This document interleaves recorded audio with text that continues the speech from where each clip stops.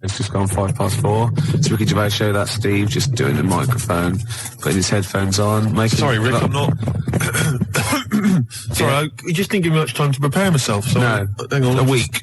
Yeah, It was actually a week. I think that's working. My headphones are not quite working. Hang on. No. It's going all right though. Well, not only we haven't not prepared for the show. Yeah, okay. I thought maybe people could phone in and give us some subjects to talk about. 0171 580 2000. Yeah. Or they can fax in 0171 580 1234, and they could get like a discussion going, like, what do you think of that Tour de France nonsense? And we could sort of, no, not that. What do you think about, well, you know, it's their idea, isn't it? 0171 580 2000. Quickly, I mean, really, seriously, just get on the phone now. This is my record of the week. Yeah, go on. Yeah, Yeah. what is it? Exciting? Yeah, it's Foo Fighters. Right, yeah. Walking After You. I'm looking forward to it. It's quite interesting. I think it's quite interesting, Rick, because, you know, it's a very sensitive song, very beautiful song, and I think it betrays something about you, about the inner Ricky. Yeah. Which I don't think we've ever sort of really tapped into before. No, but I mean, I've got something exciting for you as well. Really? Because maybe you can find love too. Because Petru sent in a piece of paper here from, see there, from Mix Mag. Yeah. But it's the personal ads. Oh no, it's not. It's an ad. It's Select. That's an advert. for Whatever, Mix Mag. Rick. It doesn't really matter, does it? Realism, it makes all the difference. No, move so on. I don't think I'm just making it up. Come on. Right. Lonely, depressed bi girl needs someone of any age to understand. Right? Any age. Right, yeah. Well, that fits, your any age. Certainly. Yeah. Ugly freaks preferred. Yeah. Right? Anyone accepted. Well, I'm in there. Well, No, don't count your chickens. Don't count your chickens. Confidentiality and honesty assured. Yeah, that's fine. Reply guaranteed. Give it to me now. Now, I know what you're thinking, No, because she said... give it to me now. I know what she said. I know why you're thinking. She's any age, which you fall into nicely. Yep. Ugly freaks preferred, so you're at top of the list, and anyone accepted. See, but I don't think she realises quite what you look like, because you're not in her framework. Do you know what I mean? So I still think you might be disappointed. No, Gervais, this will work. This will work. Let me see this. Only depressed bi girl. What does that mean, though? Bi girl. What does that? Bisexual. Bisexual? Yeah. Again, I think she means... Bisexual? Sexuality of any human. Do you know what I mean? Well, all I'm saying, bisexual, Gervais. Do you know what I mean? Am I right? What do you mean? Hey, three. Yeah, hey, three people. What? Three in a bed. You, a bisexual, and an amphibian. Three in a bed, Rick. Hey. Hey? But you won't be one of them. It's not going to happen, is it? No. Nearly 25 past 4. Ricky Gervais show. I'm Ricky Gervais. Gervais, I know we haven't got much in the show today. We've not really thought of anything to talk about. Why did you just give a time check then? Just to fill it up. I know, exactly. Yeah. But like, why? Do you know what I mean? Because the music, sunny out as well, music isn't it? was playing, right? And you mentioned it's 25 past 4. We'd never do time checks. How is that useful? What are you expecting? Someone's looking at it, they're going to think 25 past 4. Christ, I should be at my mum's house. I haven't played any good records. I can't learn anything interesting, but thank God he told me what else. I've got to take that bun out of the oven. Well, exactly. You never know. But you don't want to tell... Or they probably just realised something good starting on telly. Well, exactly what I was going to say. Don't say it's 25 past 4, because who knows? I don't know, maybe the Antiques Roadshow... No, BBC always start things at 25 past, don't they? Yeah. And 5 to. Well, you're a fool, that's what I'm saying. There's no reason for Why time do they do checks. that? Why do they do that and not on the hour like ITV? You know where you are with ITV. BBC, 10 past, quarter past. 0171 580 2000. Yeah. Why the BBC? I'm struggling. You are indeed. Well, I'll tell you what I'm going to do. I'm going to quickly go to an ad break, which is good. Yeah. That keeps people pretty fixed. Oh, yeah, they'll be desperate. Yeah. They'll be listening to those But I'll ads. do a little trial. Watch this. But after that, if you can hold out for 40 seconds, we've got the new one from the Manic Street Preachers. You've got to be happy with that. I'm loving it. Gervais, before we do it... Go on. I watched Team Knight Rider yesterday. You didn't? You've seen it. It's a new sort of thing. Must be made 10 years later. And it's instead of just the one Knight Rider car, it's a team of them. A fleet of them, Gervais. Team, I think it said teen. No, teen Knight Rider. Yeah, when he was little, he had spots and he was a little bit embarrassed. On like a little sort of scooter. Yeah, and you go to the girls and go, hello. Do you want to know? Do you want to, oh. Yeah. Teen Night Ride. Teen Night Ride would be That's beautiful. great, isn't it? Yeah. That'd be great. And Kit goes, "What are you doing?" "Nothing." Yeah. I got caught in the flies. Get these kits there, sort of explaining how to shave. Yeah. That'd be beautiful. You dirty little. Now that is really gummed up my CD player now. We'll stop it there, surely. Oh, Teen Night Rider. Teen Night Rider. I'll tell you, if we get on to talking about telly programmes, Gervais, we'll be here all night. Yeah. Won't we? Yeah, well, it's about 4 now. That's brilliant. They're disappointed. But listen, Gervais, I've always said that, when a party's going bad, when you end up in the kitchen, talking about old kids' TV shows. And singing the theme tunes. Exactly. And you remember Swizzlers. Oh, yeah. And flying saucers, yes, we remember flying saucers. And Batwing jumpers. And everyone starts laughing. Batwing jumpers. Do you not remember Batwing jumpers? She's retired now. Thanks. Grot bags. Grot bags? What was that? That was the Emu. Pink windmill. Oh, yeah. Talk about gay subtext. Pink windmill. So I take it with the fact that we're talking about it, we are in the kitchen at a bad party. We're in the kitchen at a bad party. We've got nothing, have we? We've got nothing to talk about. Usually we say, we've got nothing, we've got a couple of things and we get up. We've really got nothing, Absolutely have we? nothing. What about that Teen Night Rider? We were going somewhere. There must be something. Yeah. Hilarious. Imagine it. What was it? Michael, it's time for school. Oh, come on, I've got bellyache. Well, you're well enough to do that. I have to do that. I have to get rid of my poison.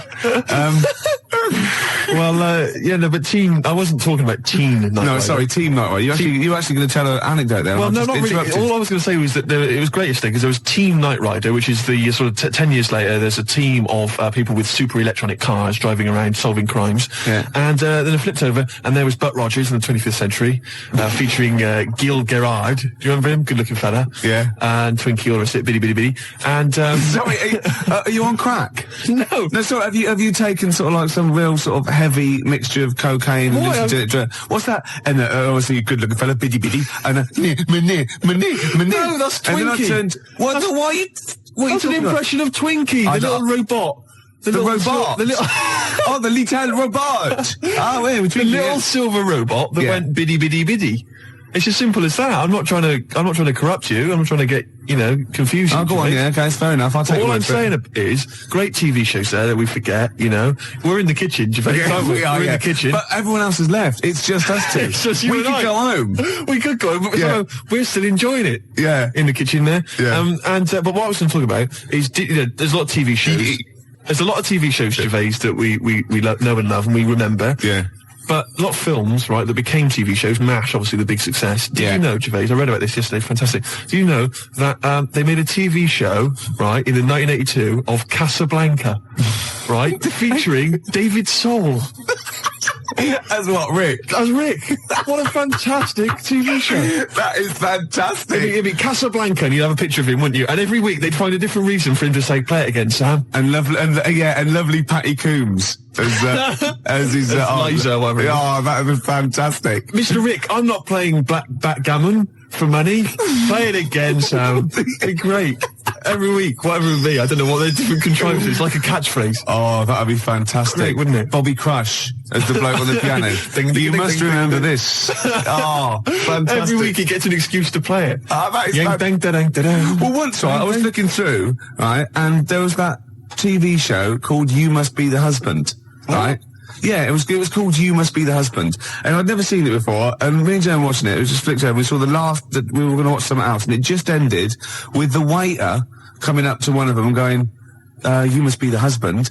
And we thought, do they have to remember that every single week? Deary me, that's like hard work. I tell you. Yeah. Putting catchphrases in TV shows, hard work. David Soul. Oh, that is fantastic. Dave Hutch. Who played Victor Laszlo? I don't know anything else about it. If anyone's ever seen it, please give me a call. What a fantastic show that would be. Oh, I know who played Victor Laszlo. What's his name? Rodney. What's his name? Nicholas Lyndhurst. He'd be great, wouldn't he? Nick Berry. That'd be beautiful. Oh. And I'll tell you what it would be. It would be, they'd be on a golf course, and Sam would, miss a stroke, wouldn't he? And they'd just go, oh, play it again, Sam. And everyone else would laugh. It'd be beautiful. Oh, baby bird, if you'll be mine. We can keep this cup forever now. Yeah. We're in the kitchen. Yep. Should make a cup of tea. Yeah. Apparently, Steve, who says this? He doesn't say play it again, Sam. No, I know he doesn't. He says, go on, play it, Sam. I know that, you stupid toss. Oh, for goodness sake. I studied film for 3 years, for Christ's sake, Gervais. Of course I know that, but it's the TV show. They're bound to have made the same mistake, aren't they? Of course that. You can do an academic subject then. Of course. Oh, I can't. Oh, I'm sickened. I'm sickened. Because everybody knows that, Gervais, and yet he's come out and he's spouted rubbish. Oh, I'm just... Oh. He thinks it's a good show. Oh... God, I'm disappointed. Oh, I'm so angry. He likes the show. I'm so angry because everybody thinks I'm an imbecile. Well, yeah. Well, fair enough. Yeah. No, because I was going to mention a couple, because I came up with a couple of my own TV shows. Go on, yes, I've got a few. Have you come up with your own? Yeah. Have you talked about this in the past? Well, yeah. Oh, yeah. You know, like the when they have a cliche in the title, and that's the like the best one we came up with. Like a touch of frost, and it's his name. I know, I love it. Yeah. But my favourite, this is what I came up with, right? It was called Lady of the Night. Right, but that's night spelled K-N-I-G-H-T, right? Yeah. And what is clever about it is, what it is there's a knight, right, a knight of the realm, okay, but it's set about sort of 1870 or something, sort of Sherlock Holmes era, that sort of thing. And he's a knight of the realm, you know, was it Sir Johnson or whatever? And he's a knight, whatever. But he doubles up as a private investigator, right? Yeah. And he's got working for him a prostitute, right, who's also a private investigator. Yeah. And it's called Lady of the Night, you see, and it's double meaning because she's a lady of the night, and she's a lady of the night. It's a night. It's fantastic. Brilliant. And they go around, but seriously, they go around investigating like crimes, sort of Whitechapel and stuff, and it's brilliant because you know, obviously she's a prostitute, whatever, and he's a knight, and there's a bit of sexual tension, Gervais, obviously, and obviously got all the Victorian elements and everything, and obviously they can't associate with one another openly in the streets because that would be, you know, he's obviously got to maintain a certain reputation. Yeah. So it's Lady of the Night, and there's all the intrigue and tension. What do you think about that? You thought this through. I thought that through. That is fantastic, using all your technical knowledge and your film study and your... Yeah. I came up with one, Go on. starring naughty Samantha Janus as a nun with Diana Rigg as a Mother Superior, and it's called None the Wiser. That's beautiful. And they're naughty. And the None sequel, the she gets pregnant and she has to go and work in the kitchen, right? And that's called Nun in the Oven. I was going to say. Yeah. Of course it is. Yeah. Of course it is. Oh, that's beautiful, Gervais. Remember Ray Cooney, that thing in the 80s when all those had those farces on, and basically what he did was substitute the word life for wife. He had run for your wife, right? And wife begins at 40. Beautiful. Doesn't make any sense, does it, grammatically? No. I just thought of one like, I said to Claire a few weeks ago that it would be like a stage play and there'd be loads of people jumping in and out, like, of hospital beds. But in one of the beds, one of the wives, she just wanted to die. Because had no quality, and it's whose wife is it anyway? That'd be good, wouldn't it? That's nice. Yeah, Brian Ricks. Oh, that'd be beautiful. I love that. Touch of frost. It's so clever. And the other one is, loads of lawyers with their wives jumping in and out of bed with just underpants on taking drugs, and it's this wife. That's beautiful. Yeah, that's great. That's a nice touch. So let's have some competitions then. But you know, I've got a whole game show as well, which I could mention. Go on. Do you want me to mention it? Well, should we play Blue Oyster Cult? Their classic song. Can I Don't Fear the Reaper. I've got a game show, right, that I came up with. Yeah. Okay. And it features me, but I think it could be perhaps a vehicle for yourself, Gervais. Yeah. All right. I'm going to tell you. It's called Ricky Gervais Meat Rations. Right. And I like it already. You like it already? Because there's a part in there for me. Yeah. Could I play the Ricky Gervais? Yes. Yes. Fantastic. It was originally called, basically, let me just summarise very briefly. I'm not going to tell you all the games, but it's basically recreating the heady days of the war. Right. Right. That's fantastic. It's beautiful already, isn't it? It's got the nostalgia thing. I've got a game as well. But it was originally going to be called Ricky Gervais Fag Rations. Right. But apparently cigarettes weren't rationed in the war. So it's called Meat Rations now. Excellent. And I'll tell you some great games. My favourite is, what's it called? To be perfectly Anne Frank.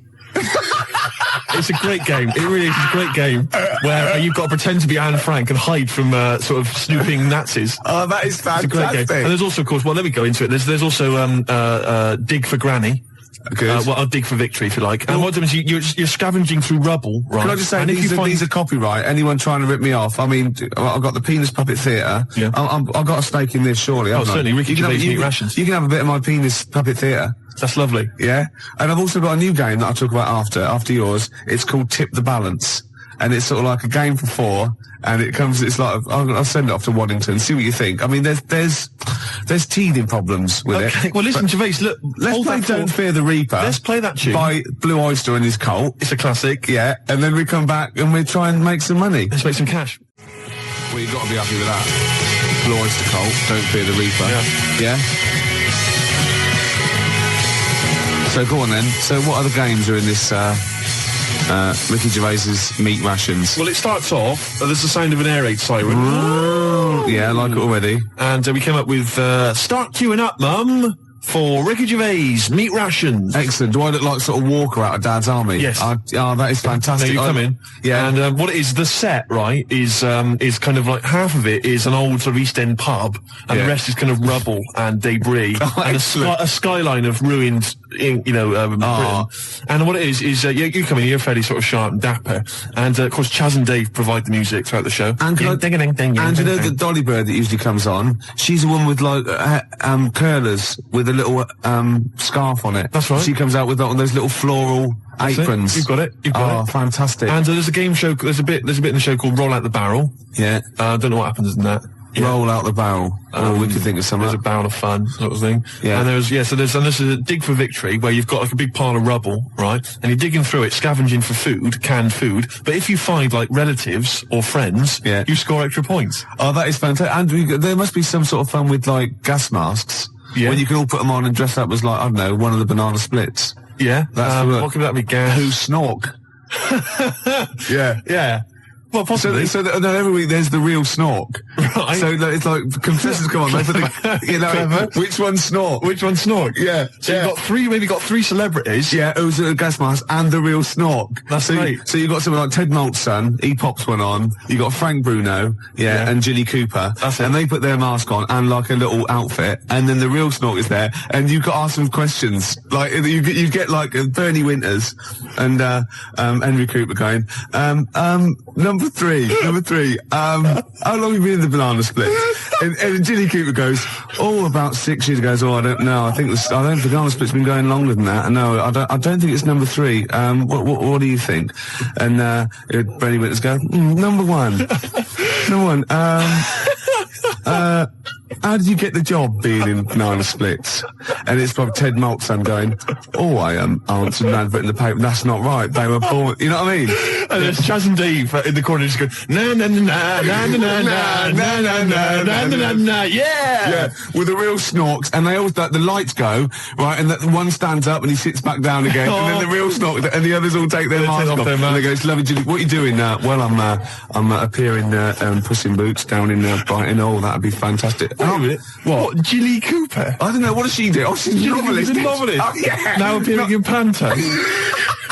I'm not letting you book the guest. Oh, God. But wait a minute. What? I mean, I love your idea. Yeah. Who snork. Yeah. It's a bit odd, isn't it? How we started off with a kind of wartime nostalgia show, but now we've sort of featured sort of quite bad 70s animal things. Nothing wrong with the banana splits. But I like that. That's a good game. Yeah, okay. That can be like a special feature. So I'm just going to make a note of it because we've got Dig for Victory, to be perfectly Anne Frank. Yeah, and who's snork? Who's snork? Yeah. Well, I'm full of ideas. I could probably help you on this. Oh, this is great. Well, what other... maybe we'll come up with some other ideas as we go on. We've still got Tip the Balance to go. But can I just say, I did actually once try and pitch this. When I appeared on Blockbusters. Yeah. Well, I obviously met with a producer there, and I said, I got an idea for you. Have we talked about this on air? We talked about me on Blockbusters, but not about my pitching this thing. No, go on. And I said to her, sit down. I said, I've got a great idea. And I tried to bill it with me as the star. She said, who are you? Steve's Meat Rations. She said, why are you in it? I said, I am. Don't worry, I'm the one who can pull it off. Yeah. And she said, right, go on, what is it? And at that time, I had none of the games. All I had was the title, and she went, I like it, yeah, what are the games? I don't know. She said, if you'd have just said, well, stop me there, love, and just popped a gas mask on, and said, who am I? She'd have gone, snork. No, it's not. We got an ad break, then we got a classic from Blur. It's 5 o'clock. So if you were going to watch that thing that started at 5:02, you missed the first 5 minutes of it. Yeah. So we're doing well with this new game show, aren't we? Yeah, we've got a few ideas there. Ricky Gervais's Meat Rations. Ricky Gervais Meat Rations. I love that. It's a great idea, isn't it? We came up with another quick game, because obviously so far we've got Dig for Victory, to be perfectly Anne Frank, and Who's Snoring, which is possibly, I think, the most popular game so far. Yeah. And also we've come up with a new one, haven't we? Puss in Jackboots. Yeah. You get a beauty of the age to come out. Saucy Samantha Janus? Yeah, maybe she comes out and she's got a little moustache on. right, and a peak cap pulled low and Nazi regalia, and you go and you got Bernie Winters and Ted Maltson and Jilly Cooper going. So you're obviously, by the warm applause, you're much loved. Yes, I am. Oh God. Show business, and the audience clap. Obviously, yeah. Well done. I don't know. You're doing the Nazi accent very well. You an actress? Yes, that is correct. Yeah, it'd be great, wouldn't it? Could you salute in, please? Yeah, very nice. Just I'll do a little Nazi salute. Yeah, little click. That'd be lovely. I thought of a little quick. And what's that one? That's called Puss in Jackboots. Puss in Jackboots. Yeah, lovely. I thought of a quick one. It's called Get the Hell Out of Hiroshima. Right, it's against the clock. Anyway, there's that's there as well. And we got any other ideas, Gervais? The Cure love song. Gervais, it's time for the game show everyone's talking about. Make Gervais laugh. Yeah. We've had an entry here this week, all right, and what it is, let me explain the rules. Somebody sent in a picture, Gervais, right, I'm going to show it to you now, and if you laugh, then hopefully this young fellow wins a prize. It's from Neil in, let me see, Highgate. Oh no, I'm laughing already though. Are you? Yeah, because well, straighten yourself out. Alright, okay. Straighten yourself out. Now, you've not seen this picture. Oh, it's been so disappointing if it's not funny. There's nothing worse than that, you know what I mean? I know. Okay. Well, I think you'll laugh. You run the risk. Well, that's the nature of the game show. Okay. Alright? And what's in it for everyone else who can't see the picture or cares? Nothing. Right, nothing. no, that's good. But then, you know what? We're not here for their amusement, are we? All right, you know, we're busy men. We got things to do. We got to entertain ourselves. Yeah. But what I would say is, what is there in this show anyway for anybody else? Good point. At least we get a laugh. Yeah, okay. Now, Really? what would you say? Well, the other thing though, is there a prize for Neil? Yeah, if I laugh, what can you give him? will you give him sort of like a chuckleometer? You go on the Ricky Gervais's chuckleometer. The chuckleometer. Yeah, it's up to 10 CDs. Right. Oh, really? Yeah. Oh. Okay. All right then. Well, okay. Because that first one we did ages ago, that was up number 10, wasn't it? Yeah, 8, 9, 10. Yeah. Right. Here comes the picture. I think it looks to me like it's an internet picture. I'll be honest with you. You ready? Yeah. Okay. Here comes the picture now, Gervais.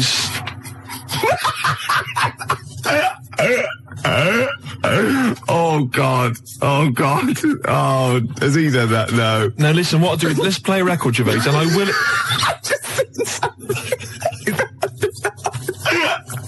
Don't explain it. We can explain it. We can explain it. No, don't, please. Right, no.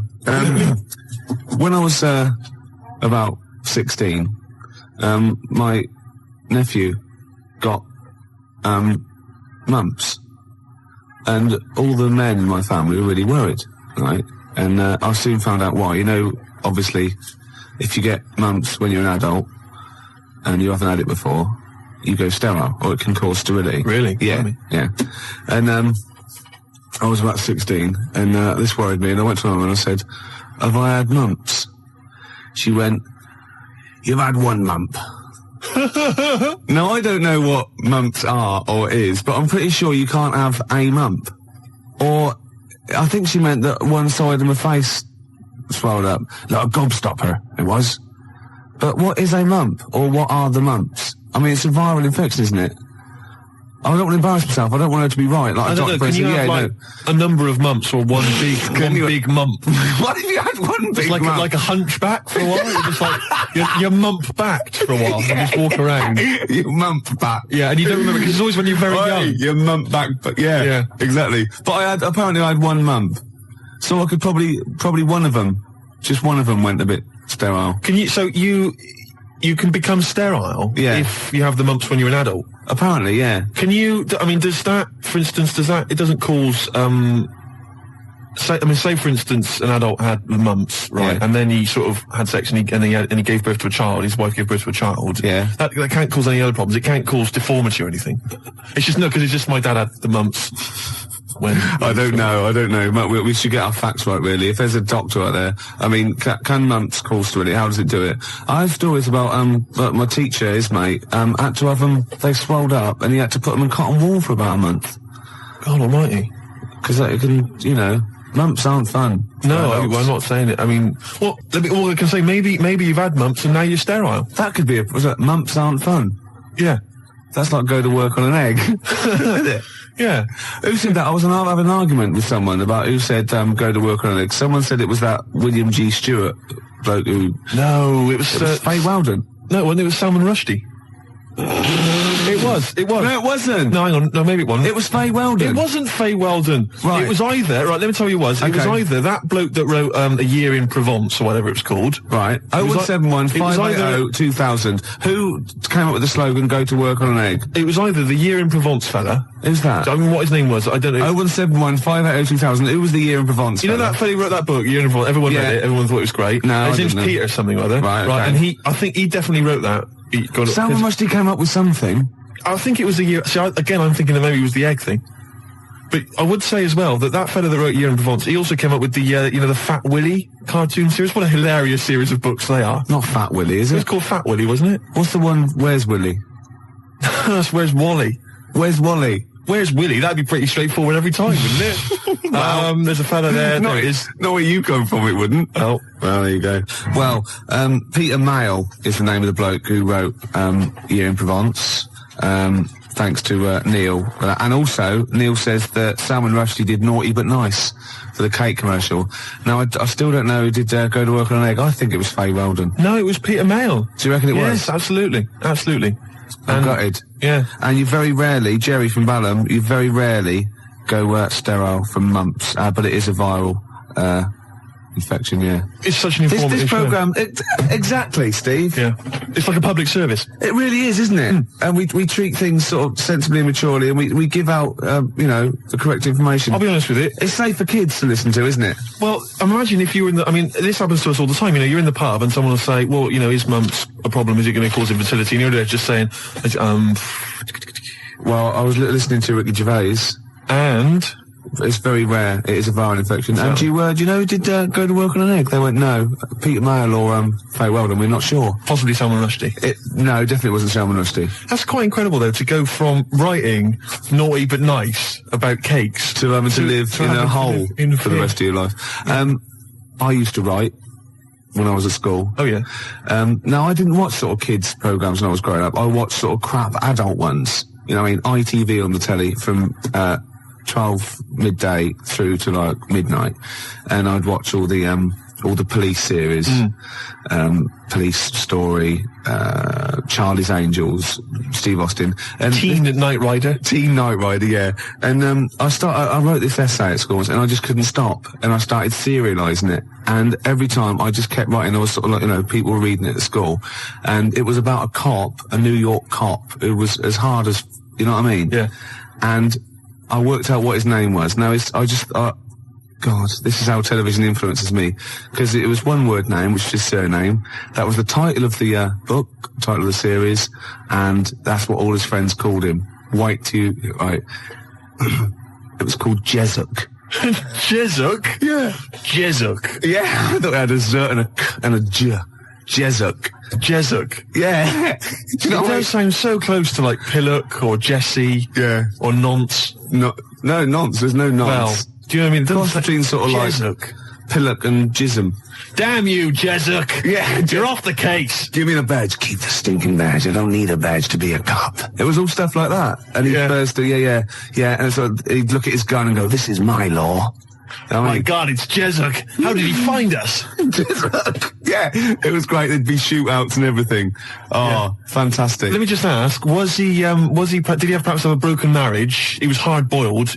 He played by his own rules. Didn't he? Yeah. I imagine.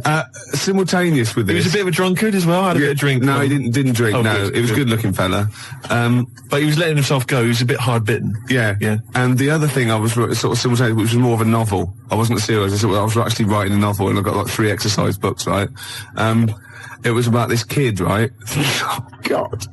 Right? He saw his parents just brutally murdered for no reason by a gang of outlaws, yeah?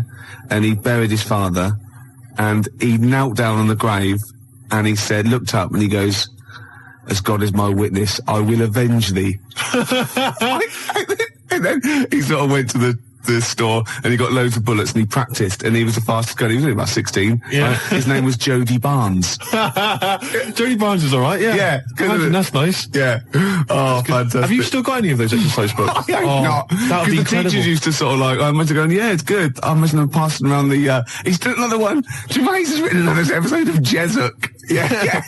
But I say, seriously, if you brought one of those in and read it out, I'd be entranced. Imagine it. Seriously, that'd be great. Do you think The your mum ramblings might... of a twisted 14-year-old brain that only ever watched ITV cop shows. Do you think your mum might still have some copies of she Jezuk? No. Was it like sort of, the initial one was like Jezuk, then it was like Jezuk abroad, Jezuk in Paris, Jezuk on safari. Yeah. Here comes Jezuk. My mum... Return of Jezuk. I liked that Jezuk. He's a proper man. Yeah. It's not like you. But Mum, I invented Jezuk. You're a Nazi. You couldn't be like Jezuk. He's in my mind. Return of Jezuk. Here comes Jezuk, son of Jezuk. Oh, it's fantastic. What if Jezuk met Jodie Barnes? They'd get on. They'd have no quarrels. They could team up. Oh, it'd be fantastic. After the break, a little bit of Lars. Teen Jezuk. Still here then. Gervais, you've embarrassed yourself. Oh, just shut your ugly gob. You bug-eyed, anemic, fish-faced tosser. Nice to have you back. 4:05 on a Sunday, Ricky Gervais, XFM 104.9, London's only alternative. Steve. Yeah. You know we gave away those CDs. Hey, great giveaways. Just good radio, isn't it? We've got CDs to give away. Tickets and that's good radio. Do you remember who won them? What, last week? Yeah. Well, no. Right. I've got to get them back. What, are these the CDs that we took from the library? Yeah. Anyway? I've got to get them back. 0171 580 2000. If you won those CDs, could you give us a call? Well, why should they bother? They're probably busy listening to them. Do you know what I mean? You can't give something away and then take it back. Yeah, I need big time. I've got to get them back. We've had a bill for the computer as well. That's mine. No, it's not yours. It is mine. It's not yours. I procured that. That is mine now. No, that technically counts as ownership. Listen, Gervais, it's not yours, all right? I've told you this before. I've explained this to you 100 times. What?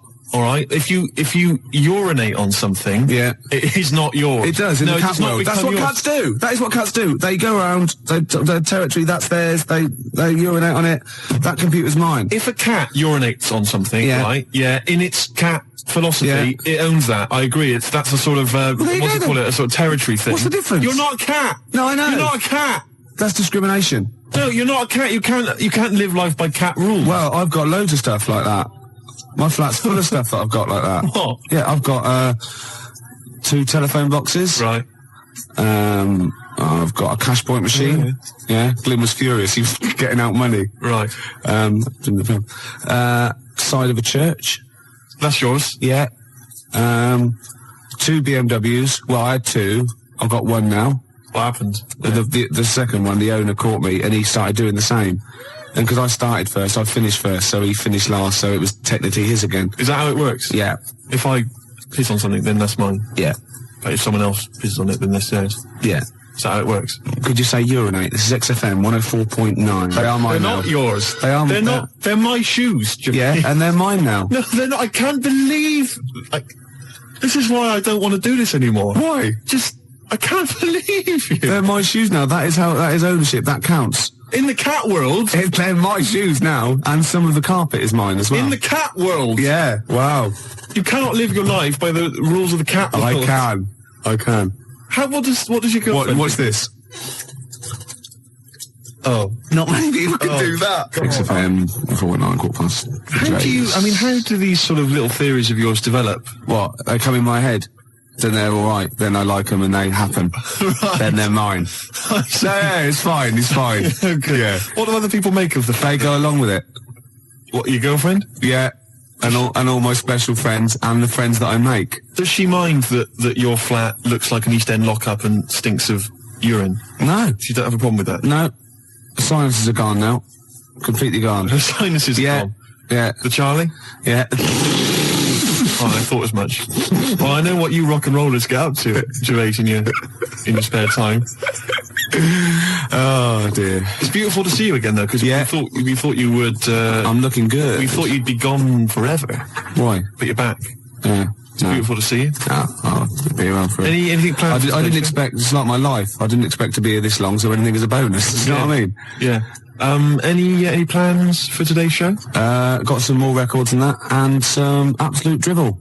Right. Yeah. Packed into 2 hours. So no different. No. Hey. No. Great. Well, it's going well. Yeah. I've got a little competition. Yeah. Which I'll maybe introduce after the next record. Is there anyone mad enough to sleep with me competition? Because is there? Is it? I'm not doing that one again. All right. I've got a different one. Yeah. I've got a different competition. Keep calling the Samaritans, please. We don't do that sort of thing, sir. Please. Or else. Can't threaten the Samaritans. Why do you like that song so much?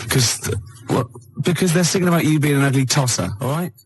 Just gone 4:20. Gervais, I hate to kick people when they're down.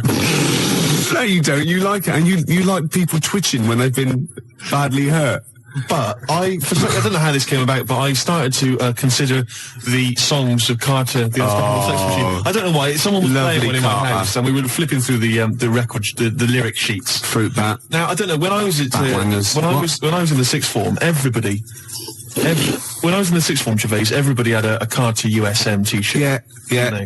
And I imagine you probably by the end of the 80s, early 90s, all events officers, A&R men. Yeah. What were you doing about that time? You'd have been that was when you were claiming benefit while still working. Yeah. You had the wheelchair and everything. Yeah, the tartan blanket. Nice. Fantastic. Because everybody had a Carter USM T-shirt. I didn't have one because I didn't. No. Do you know what I mean? That wasn't me. It was all a bit cliquey, and they didn't like me for it. Yeah, it wasn't because of that, though, was it? It was because they sort of had like symmetrical heads. They were running in their human packs, weren't they? And just ostracising you. Go, oh dear. Those start. Yeah. Right. I'm just looking through the lyric sheet. This is from the album 1992, the Love album, right, by Carter. Yeah. Just give you a taste of some of the lyrics. Yeah, go on. Which we thought were so profound in 1990 or whatever. I never did. This is from the track "Look, Mum, No Hands." I should point out that many of the titles of their songs are appalling. There's obviously my favourite, possibly the worst, is "The Road to Domestos." That is the worst name for song I've ever heard. I mean, what's that supposed to mean? Anyway, check this lyric out. This is one of the worst lyrics. Go on, I'm ready. Go on. He flies through the air with the greatest of ease, that daring young man in the blue dungarees. What the hell does that mean? Is that supposed to be profound? She flies like a bird in the sky high. That ugly old tart with a sty in her eye. This is quite a nice one. This is clever. This is bloody clever. Go on. What they done? What's Fruit Bat done here? If we club together, with all the diamonds. Hey, hold on. I'll stop you there. Club. Go on. Diamond. That's so far. Oh no! Wait. Oh, come on. Go on. If we club together with all the diamonds we've saved, we could look to our hearts and say, hold on, hearts is a suit in this. Oh, go on, clubs, diamonds, hearts. We could look to all our hearts and say, we've got it in spades. What does that mean? Spades. Hold on, what does that sentence mean? If we club together with all the diamonds we've saved, we can look to our hearts and say, we've got it in spades. I don't know what that means. I've no idea, but that's the kind of brilliance. So see what they did there? They got all those It's incredible. Let me just, there's a good great one here. Could they do it with Signs of the Zodiac? Parts of the body. Here we are. I've been GBH'd and ABH'd for a packet of B&H. I've been taken and I've been driven away. My telephone is always ringing and my number is XXX directory. Call 0898 333 talk dirty to me. That is some of the worst lyrics, Gervais, surely, that you've ever heard. Unless you knew different. 0171 580 2000. I've been thinking some of my own as well. The worst lyrics you've ever come across. Oh, there's going to be arguments. 0171 580 2000. Or you can fax us 0171 580 1234. And think realistically, because I hate it when you see like the Melody Maker Enemy and they ask one of these pop stars, what's the worst song of all time? And they go, the Birdie song. Or, no, it's not. It's something by Carter or Suede or David Bowie, because they were in that framework. They're potentially, do you know what I mean? Exactly. Don't go for chirpy, chirpy, cheap, cheap. Go for something like that, because that is disgusting. Let me just tell you, this is my final one before we go away, which is Yes, sorry, boy, there's nothing worth living for, but it really ain't worth dying for. So just say 3 Hail Jesus and Mary chains. Early in the morning, I put breakfast at your table. Make sure that your coffee has a sugar and cream. Your eggs are over easy. It's sort of like a breakfast song. I can't remember it, but it goes, I'm not your superwoman. Doom, doom, doom, doom. Yeah. This is... I've never heard this. There's one great bit as well. He goes, now you say your juice is sour. It used to be so sweet. And I can't help but wondering if you're talking about me. Isn't that great? Oh. Sorry, look, this juice is a bit sour. It used to be so sweet. Oh, fine, I'll change it. No, let me explain. This juice, yeah, it's sour. It used to be sweet. Well, it's what we've always had. No, you're not listening. You're not listening. I think you're an ugly pig. I want to leave you. So, I mean, he didn't state it. Your eggs are over easy. Oh, who's that by? No, I didn't ever heard it. You've made it up. I'm not your superwoman. 0171 580 2000. I just thought of another one as well. So, do you remember John Waite? I ain't missing you at all. Missing you since you've been gone away. And he's worried about people that think that he's really not missing her. So, towards the end, he goes, I can lie to myself. Oh, he was lying all along then, wasn't he? Oh, got any more Carter lyrics? Well, I'm still wading through them, Gervais, and it's just making me quite low. So, I'll try and dig out a few more for the next time we have a chat. But I would say that Emma, of course, who helps us out here, she's mentioned track. What was it, Emma? What was yours? It was YMCA. YMCA. I've got a worse one. Have you? Oh, hold on. Oh, what's that other one? That's worse. Oh God, yeah. Well, Emma, we'll save that one. Emma's was, you can get yourself clean, you can have a good meal.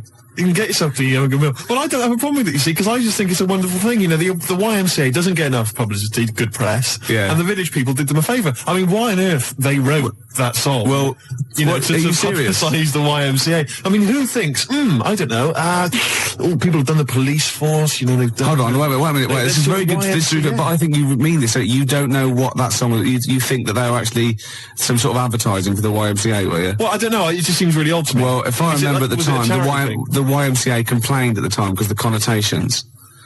It's just a PR thing for the YMCA, I imagine. It's like that one that in the Navy. Yeah. Do you know what I mean? Another sort of PR thing for the Navy. It's just bizarre. When they were dressed up as sailors and stuff.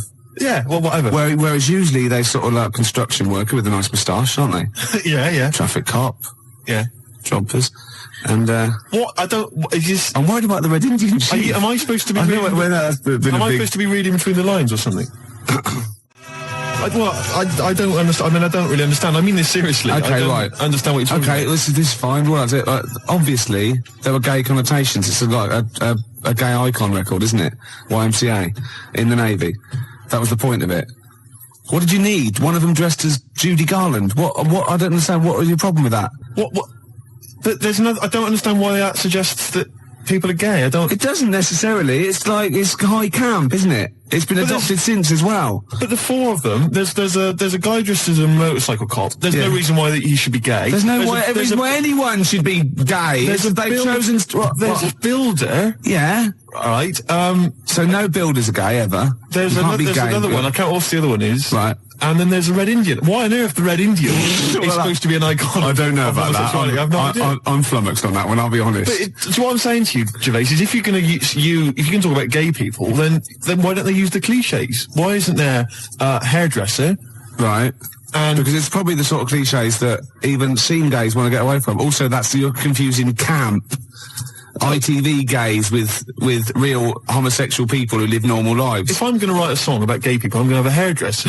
Yeah, you are. In order to appeal to a gay community, I'd have a hairdresser, John Inman, Larry Grayson, obviously, and I don't know. You wouldn't have Jason Donovan then, obviously. Because he's not. So you wouldn't have him, would you? No, I wouldn't have Jason Donovan. No. Well, I wouldn't have Philip Schofield. I wouldn't have Andy Peters. Right. I wouldn't have Andy Peters. Okay, I'm getting scared. Shut up! I would not have Andy Peters. I'm getting scared. I would not have Andy Peters. A few more Carter lyrics for you. Go on. You'll enjoy this one. It's just one big knees up, a night on the town, a storm in a teacup, more like a teacup in a storm. Yeah, Man. yeah. You know what I mean, man? Yeah. It's more like a teacup in a storm. Yeah, they've twisted it, haven't All they? right. Yeah. Ian Canfield, you know, he's 12 now. He Right. does the rock show. Oh. He called, and that I'm not your superwoman. It was Karen White. And he also Never. says a worst lyric in YMCA is, young man, there's no need to feel down. Fair enough. Another Carter lyric for you. The tequila sun is rising. And listen to me. The tequila sun is rising and the Harvey's Bristol moon is shining. Because they've got Harvey's, shine on Harvey's moon. Yeah. And somehow Harvey's Bristol moon is shining. I have no idea. It's got to be something about pulling your trousers down in a coach. It's just Isn't it? rubbish. And So, also, you know, worst this one, lyrics. you know, Quick Space, I played that and you said, oh, why is that your favourite? And I got annoyed because you've got no taste and shouldn't even question me. And I said it was about you being an ugly tosser. Well, Nina, from the band, Oh, right. who's round at Jan's, said, no, it's not about him being ugly. And the worst lyric is from the Beatles, you should see her in drag in a polythene bag. What's that from, then? I don't know, Polythene Pam or whatever it's called.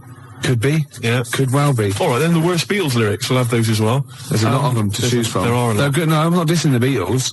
No. I'm just saying they wrote, they can't keep up that level, can they? Gervais, I've heard the songs you've written. Do you understand me? Yeah. You're not in a position to disrespect anybody. No, I All right? don't. I'm talking about people on the tube, all right, that can barely speak, all right, that just go with like a kazoo. There's a guy near my tube, he just got a kazoo, and he just taps his foot, and then tries to sell lighters to you by playing a kazoo. Right? You can't even disrespect him for his musical ability. Of course, you're laughing about him now. If that was female, it'd be a whole different story, wouldn't it? Well, you've got to take it where you can get it. You'd have a lot of lighters every day, wouldn't Hey! you? You'd be struggling down that road with say- loads of little, I'd called say- clippers. I'd say, I think there's a sad lack of kazoos on the wireless, and I'd have her in here for a quick session. Well, we better do a competition now. Okay, yeah, well, we've got these two pairs of pulp tickets? Or So you've no idea, have you? I've no idea. You just want to, we've got there. Oh, can I do this bit? No, you don't know what you're doing, do you? It's never stopped me, no. Well, Exactly. I wasn't going to mention it. No. All right, you do it. Go on then. I'll sit over it. I'm out the way. Okay, how many tickets we got, Emma? One pair. One pair. That's two to you, Steve. To give away. who, Pulp. when, Next Saturday, where, Finsbury Park. at what time, About 9. and what have people got to do to win tickets? Yeah, now you're stumped. What? You suggesting I should plan this show? Yes. Is that what you're suggesting? Yes. Why? All right, now listen, I think we should just give people an added reason to phone in with their worst lyrics ever. They Yeah. can win this pair of pulp tickets. Yeah. And then if we get bored with that in, say, about 10 minutes' time, we'll come up with another reason. If it'd take 10 minutes for us to get bored. I'll be surprised if we actually bother. Yeah. Yeah? Yeah. Got an ad break and then I've got a pulp song lined up. Before you do that, Oh, we should tell them what the competition is, shouldn't we? I just did. What was it? I wasn't listening. I wasn't listening. I really do turn off when you talk. Emma, what was the competition? I'm not sure if I want listening. 01715802000. Any What was ideas what the competition was? What was the competition? Chilly weather, why not put on a cardigan? That was the Cardigans. And for what it's worth, a lovely tune there. Oh, that's a joy. We should definitely talk like that more. XFM 104.9, Billy Gervais, Steve Merchant, Karl Pilkington, alright? Alright. Yeah? How's it Well, going? we got a jam-packed show today. Go on. We got so many we got more features than Karl's got on his face. which is about the same as Morph. Yeah. Very few. It's just really a head, isn't it? A little. That's where I've seen him before. More. On Take Heart. Yeah. We've got Rockbusters. That's Have we? still No, going we know strong. our feelings on that. No, Fair but enough. he's said he's going to buck his ideas up. We've got chimpanzee that. Karl finds an amusing monkey or ape related story. We've got Karl in a film again. Right, excellent. Yeah, I've had a lot of great response from that, Karl, on the internet. It was my favourite thing we've done. People raving about that. So what's, can we say what the film is this week? Excuse my French, we've got some bloody great music. Oh, pardonnez-moi. Wow, I don't know, I can't speak French. Well, I'll just give you a taste. We got Oasis, Cardigans, you just heard there. We got Lloyd Karl, we got a bit of Pretenders coming up, Eminem, Feeder, Coldplay, all the greats. Can I play you some TJ's Fan Club later? Yeah. What should we have now? Oasis. Go on, then. Yeah. Brilliant.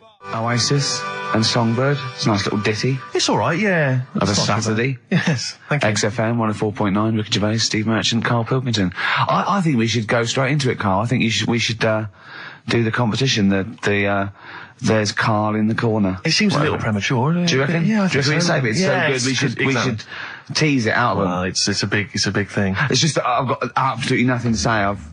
Sure. So I haven't really. Well, I mean, like often I know you all have spoken to Karl in the week. This week, for some reason, I've been speaking to him. Oh, right. I spoke briefly to him about Michael Jackson and the documentary. Yeah. Now, of course, I thought that was extraordinary. Amazing, and I asked amazing Karl's piece of opinion. work. Yeah. And he didn't mention to me the fact that Michael Jackson likes to climb up in trees. No. He didn't mention anything about his bizarre relationship with children. He didn't mention anything about his obsessive billionaire spending sprees. Right. He didn't mention anything about the mannequins he has in his thing, or the fact that he drives around his sort of 7 hotel suites in Las Vegas in a little kind of old people's scooter.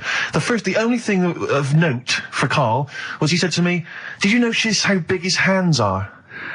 I'll tell you what, though, I did. What? How you look at the man's got like a face that he's had reconstructed. Well, I can't know. say that. It's libelous. Yeah, But, he hasn't. He's got an old he's had two nose face. jobs.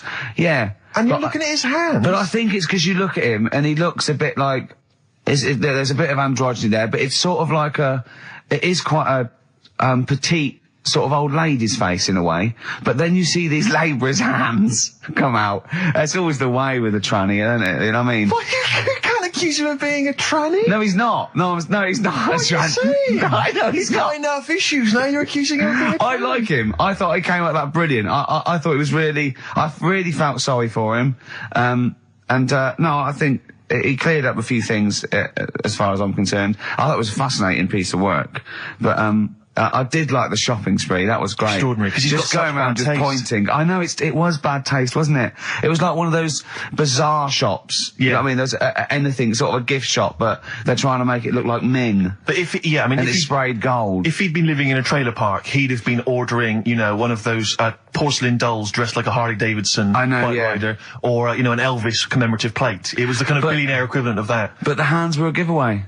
It's the same as those sort of transvestites. Well, it's like you get what was it about his hands? I didn't Well, even see you know it. when you get like a cab driver or something, right? And he decides to turn transvestite about 60, and he goes on Kilroy. Do you know what I mean? Right. That way, they've got a twin set of pearls, and he goes, "I've never felt so comfortable." But his hands are still big. He's got a little wig, and he's got the lipstick on, and he's with his teenage kids who are going, "Kill me." Do you think But he's it's- been having surgery on his hands to make them larger? Bigger, yeah. Is that Well- why he was wearing that glove through most of the Exactly, most of the edits, but I think he wants to be a goalkeeper. Right. And they said, "Well, you can't, Michael. You've got big hands." It would help him climb the trees. It's right, yeah. And he can play tennis now without a racket. Yeah. So what did you make of it, Karl? Were you intrigued? The Michael Jackson thing. Oh. It's, it was alright. But, like, that got a load of attention in the press.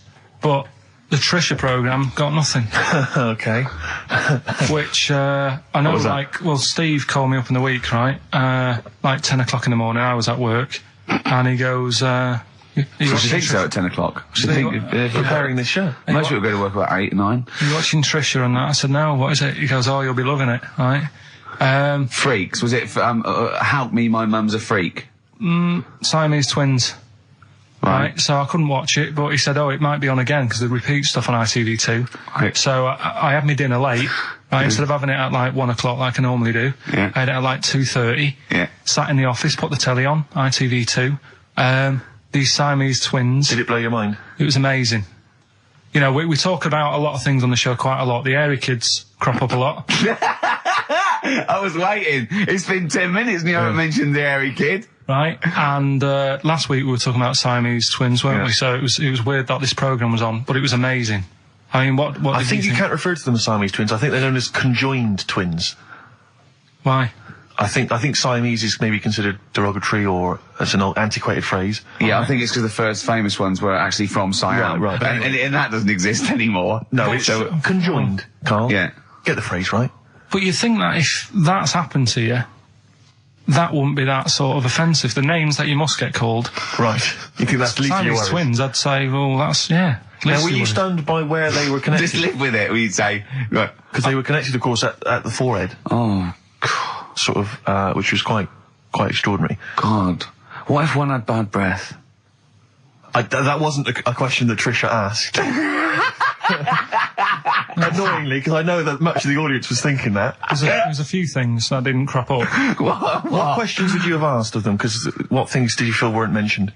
I'd love to just watch Karl watching amazing things. Exactly. Do you know what I mean? It's like early learning thing. Mouth slightly open. Yeah, some mouth slight open, saliva. dribble, looking round to see if anyone else has seen it. You know, I hate that. Like when a cat sees a bird land on the balcony. Exactly. It can't believe it's luck. I'd probably say, how do you buy her, like, a birthday present? A surprise gift, yeah.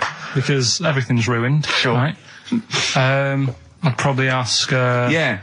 Well, did you not think it was interesting that one of them had a boyfriend? well, that was a bit weird, wasn't it? Uh-huh. But, what was the other thing that I was thinking when I was watching it? I was thinking if one got into crime and that was sent to prison, Right. what would happen? How would you handle that? It's brilliant. It is brilliant. If a chimp could talk. And what was the other one? The other thing was, what did he talk about? Because it's not as if you can say, oh, well, guess what I did today? Do you know what I mean? Yeah. So...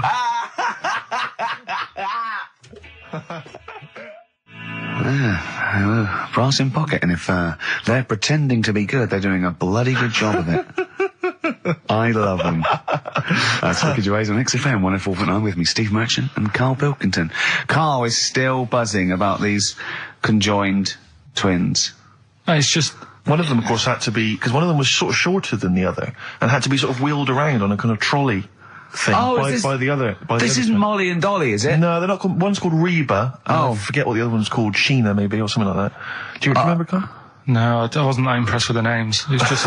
Yeah. So you immediately put them out of your mind. Those are rubbish names. I'm just, forget, Karl, forget them. They're gone. Were they British or American? Yeah, American. Oh, because I've seen some American ones on Jerry Bizarrely, Springer. one of them was apparently a country music star. This is Molly and Dolly. Well, they're not called The Molly one that and joined Dolly. at the Oi. The one that joined. But they're not. I think you've made up the Molly and Dolly. No, it was on Jerry Springer. There's a little one that sits on a seat, and the other one carries it round, her around. And They're not called Molly and Dolly.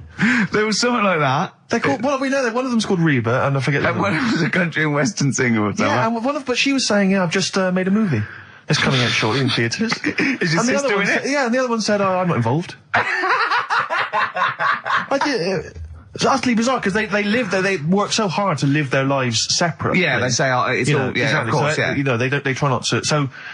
So she's talking about her music career, and the other one's sort of not taking any kind of credit for it, which is nice. I It's suppose. weird, though, because when she was singing as well, the other one just stands there. She doesn't join in. She doesn't sort of dance. Offer backing vocals. Do you know what I mean? Make a group out of it.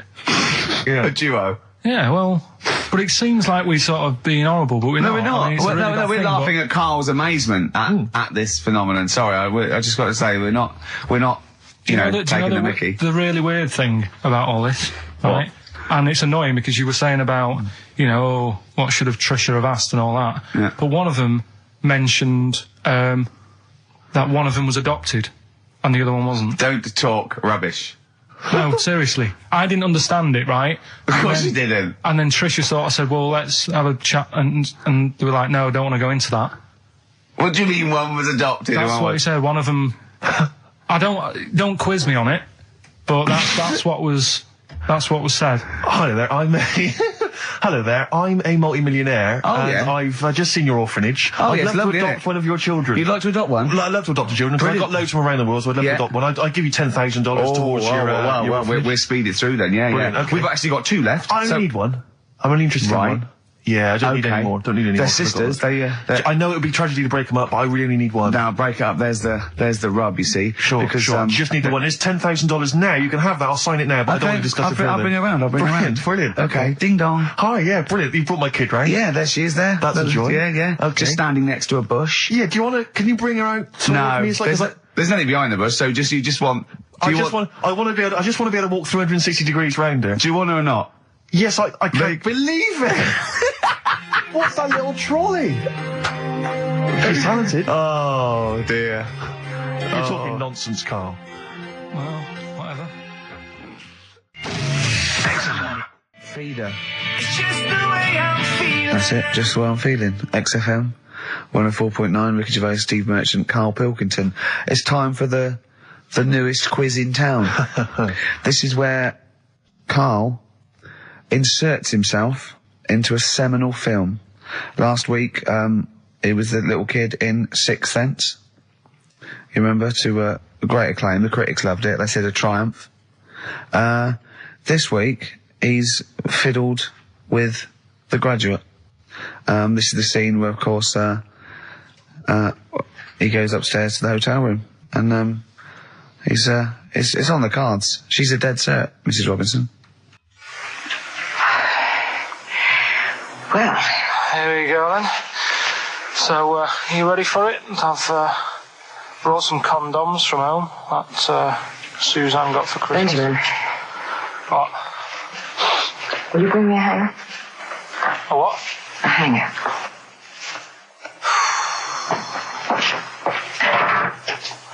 Tell you what, I've got wood. What? Just saying, I've got wood. I've got metal ones as well. What sort do you want? Either one would be fine. All right. There you go.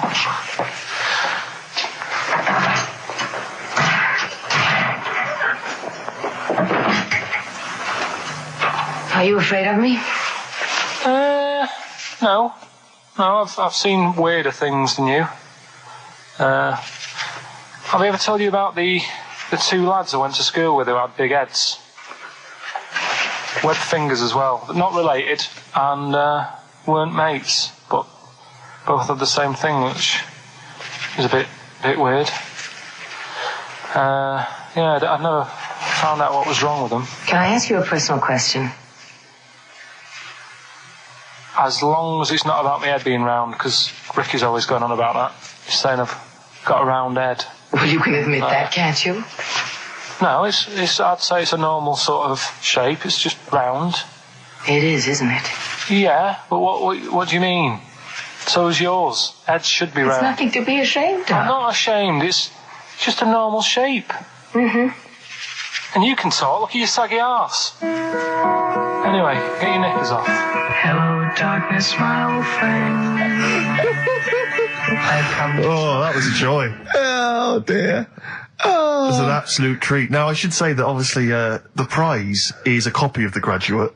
Now, bear in mind that XFM is giving away these prizes. Yeah. Karl is so cheap that he wouldn't even buy it on DVD.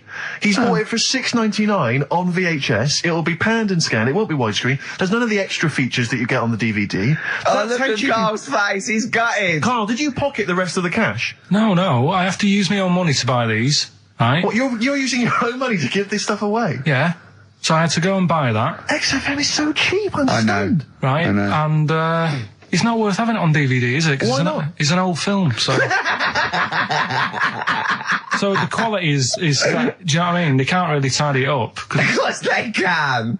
They do it from a print. They don't do it from the video. They don't get the video and go, let's make it into a DVD. An old Betamax copy that someone had knocking about. Well, anyway, you it's the can... same film, though, isn't it? Fine, okay, well, yeah, you're right, it is yeah. the same But anyway, film, yeah. you can win $6.99's worth of The Graduate. The question, and it's email only, Steve, it's not Steve, it's ricky.gervais@xfm.co.uk. The question is, name the actor that Karl was taking the place of in the film, and of course the actress that he's performing opposite. ricky.gervais@xfm.co.uk. Lovely. Do you want to play something from there? I would love to. It would seem appropriate. Yeah. Dear Mr. Simon and Mr. Garfunkel, please, let's not have the sound of silence. Let's have some more beautiful music. Get that together, please, quickly. That's I XFM. think you should do every single link on it. Brilliant, it's the best bit of the show. That's on XFM 104.9. Are we Well, going to there have you time go. to play the clip again before, I don't know, before 2 o'clock, let's say? Are people not listening to the question? Is that what you're... I've Some just, people are not listening to the question. Oh, dear.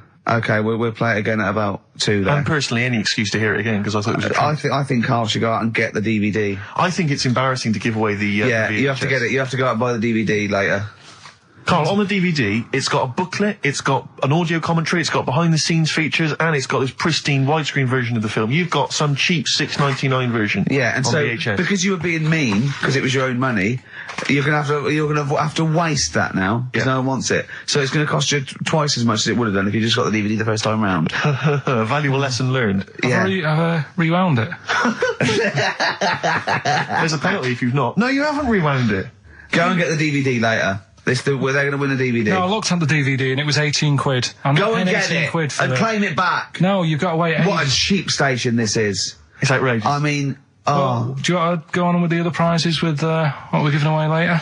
What is this for Rockbusters? Well, we don't give away prizes, we throw away prizes. Yeah, we're cleaning out some drawers at XFM.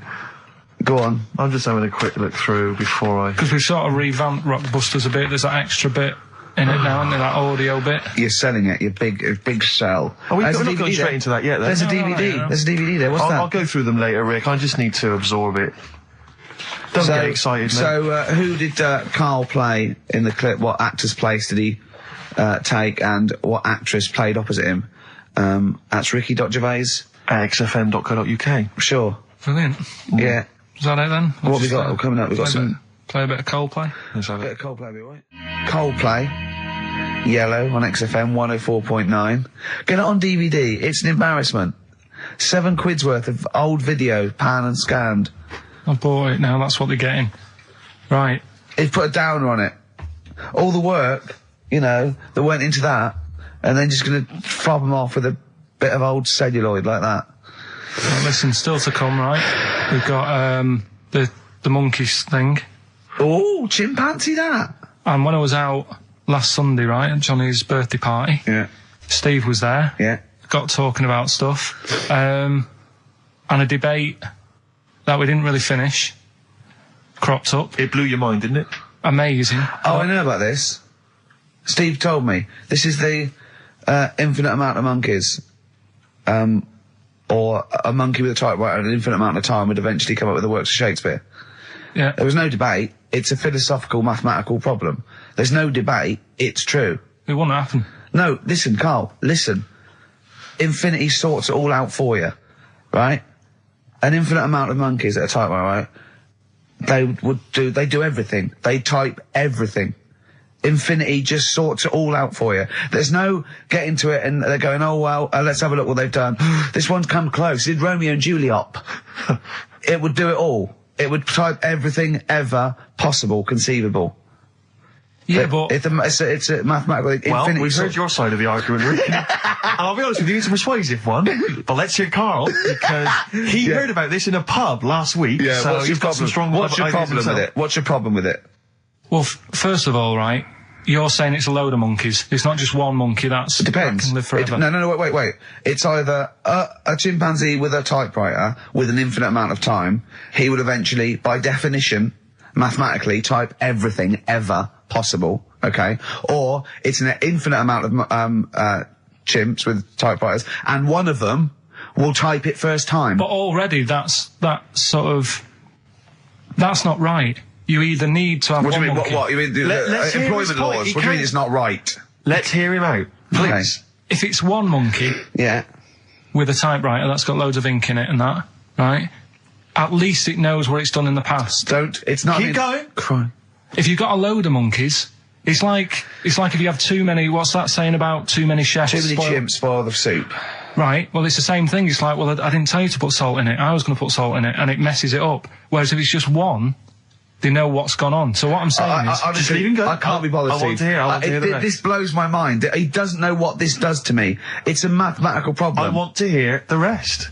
well, it's just I just don't think it will happen. What do you mean you don't think it'll happen? Infinity works it out for you by definition. Well, what's stopping them typing the same thing again? They would.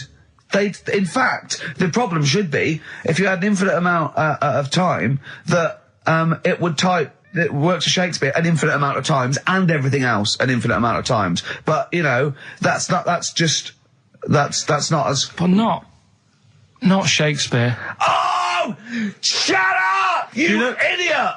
Rick, do you know what he said to me? I said to him, I explained it to him. I said, God. you've got an infinite number of monkeys, infinite number of typewriters. They will type the complete works of Shakespeare. He said, have they read Shakespeare? You're an idiot! Play a I record. said, no, I'm not having this they're not conversation. doing it from I'm not memory. having it, because it really, really winds me up. But you're saying they'll do it with no spelling errors. Well, they do it an infinite amount of times. And they do it wrong an infinite amount of times. And they spell, the last full stop, wrong an infinite amount of times. And they do it and they get one thing wrong in Hamlet wrong an infinite amount of times. They do everything an infinite amount of times. But are they going off a story that they've... Play a record, Carl, because I'm gonna knock you out! I'm just saying, Shut up! do they know the story? Oh, They're monkeys! Oh, Christ. No, Right, okay. Right, Carl. She's a girl and I'm a man. Good that, innit? On XFM, 104.9, Ricky Gervais, Steve Merchant, Karl Pilkington.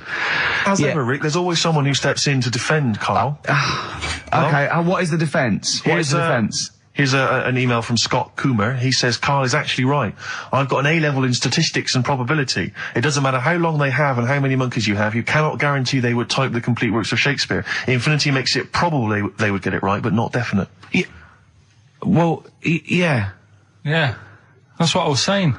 No, you weren't saying, Carl. You don't understand it. Infinity sort of sorts it out. That if they do anything, they nearly do everything, won't they? No, I mean, they'll give it a good shot. on that. No, that's not the point. But the I'd point be is this. surprised if they did one page right. Right, listen. It's not to do with consciousness. It's not to do with them aiming. They are just bashing away at the keyboard. It's like they're used to show that there isn't consciousness. They chose the chimpanzee because it can type, presumably, hit the keyboard. It's because they hadn't come across you at the time. Yeah. It's to take out thought out of it. It's to take out reason and trying, right? It's just random. They're saying that if you typed enough things, if the computer was left typing everything, if you left it for an infinite amount of time, and they chose Shakespeare because there is meaning behind it, and it's difficult to get it exactly right, to show you that infinity would come up with it's not just Shakespeare, it's every novel. It's everything. Fairly eloquent there from Gervais. A quick riposte, please, from Karl Pilkington. No, I'm just saying, what I don't understand, if it hasn't read it, then how does it know where it's going? Listen, right, listen, right, Can I just explain to people, right? Some people have said, why are you cruel to Karl? He drives me mental with things like that. What do you mean, let me just take a breather for a How do moment. I do your editing? He keeps coming in the week. You know that I work here properly, yeah, in the week, don't I? Yeah, I've got a proper job, yeah? Yeah. Should be 9 to 5, but I normally get in at about 8 o'clock and work A lot till of people about getting 8. 8 o'clock. Working hard, trying to do my job. 3 times this week, I've been rushing around. I walked past my little studio. He's sat in there, all right? Now, because I've got this sort of job, I can get away with it. I said to him, if I was a doctor, would he keep coming to me practice? If you were a doctor, there'd be severe problems with the NHS. Oh, imagine that. The standards would have lowered so much We to go if to you can lunch. arrive at the hospital, you're a We'll doctor. pop in, I'll go to lunch, don't we? We have a little lunch break, don't we? I go, come on, let's go now. He goes, I'm busy. I go, come on, let's go now. He's going, oh, you're doing me head in. Well, when I was talking about the monkey conundrum with Karl, he said to me, right, if I had a day off work, and I was, say, watching the TV, and with one hand I was typing a typewriter, would I type Shakespeare? I mean... Yeah, but you see, there's certain things. We were talking a little bit about this stuff the other week, weren't we? When we said you were going on about Einstein, and I said he's not that good. You know, E equals MC squared. You know, it sounds good, but I've never used it. And that. I've never used it. You haven't used 2 and 2 equals 4, Karl. The fella with an apple fell on his head. You know, it could have been anyone sat under that tree. Do you know what I mean? It's just annoying. Lucky. And It just happened to be a genius. Newton gets all the credit do you know for what his I mean? laws of the universe. Well, other people were working whilst he was having a lunch break under the tree. Okay. So in a way, it's like he didn't deserve to have that success story. Again, forget the apple and the tree and whether he was sitting down having a lunch break. It's totally irrelevant. Yeah, but what I'm saying is there's certain things that will just happen. You know, it's like, I think we were talking, when we were out eating the other week, we were talking about Noel Gallagher. Well, this is reason the monkey discussion came up, right? Noel Gallagher... I don't know what to say. I don't know what to say. Rick, I don't want to misquote Noel. I'll be like Herbert Lom in Clouseau. I'm going to get a twitch whenever he opens his mouth. I don't know where to start with some of his statements. Well, as I say, this discussion began because we were talking about a quote that Noel Gallagher supposedly gave. Now, I don't want to misquote Gallagher, but the gist of it was that he said, had I written Wonderwall or whatever, instead of the Beatles writing Strawberry Fields or whatever, I'd be the one that was considered the great songwriter and it wouldn't be the Beatles. You know, it's just the fact that they came first that meant that they get all the credit as being the greatest band. I don't know where to start with that statement either. I mean, that's Gallagher's thing, and he's, you know, well, whatever. We know what we think of that. What was your point, Karl? You agreed with him, didn't you? Yeah, I reckon, right? Do you know we've talked about putting a baby in a room before and it'll know what colour it is and stuff?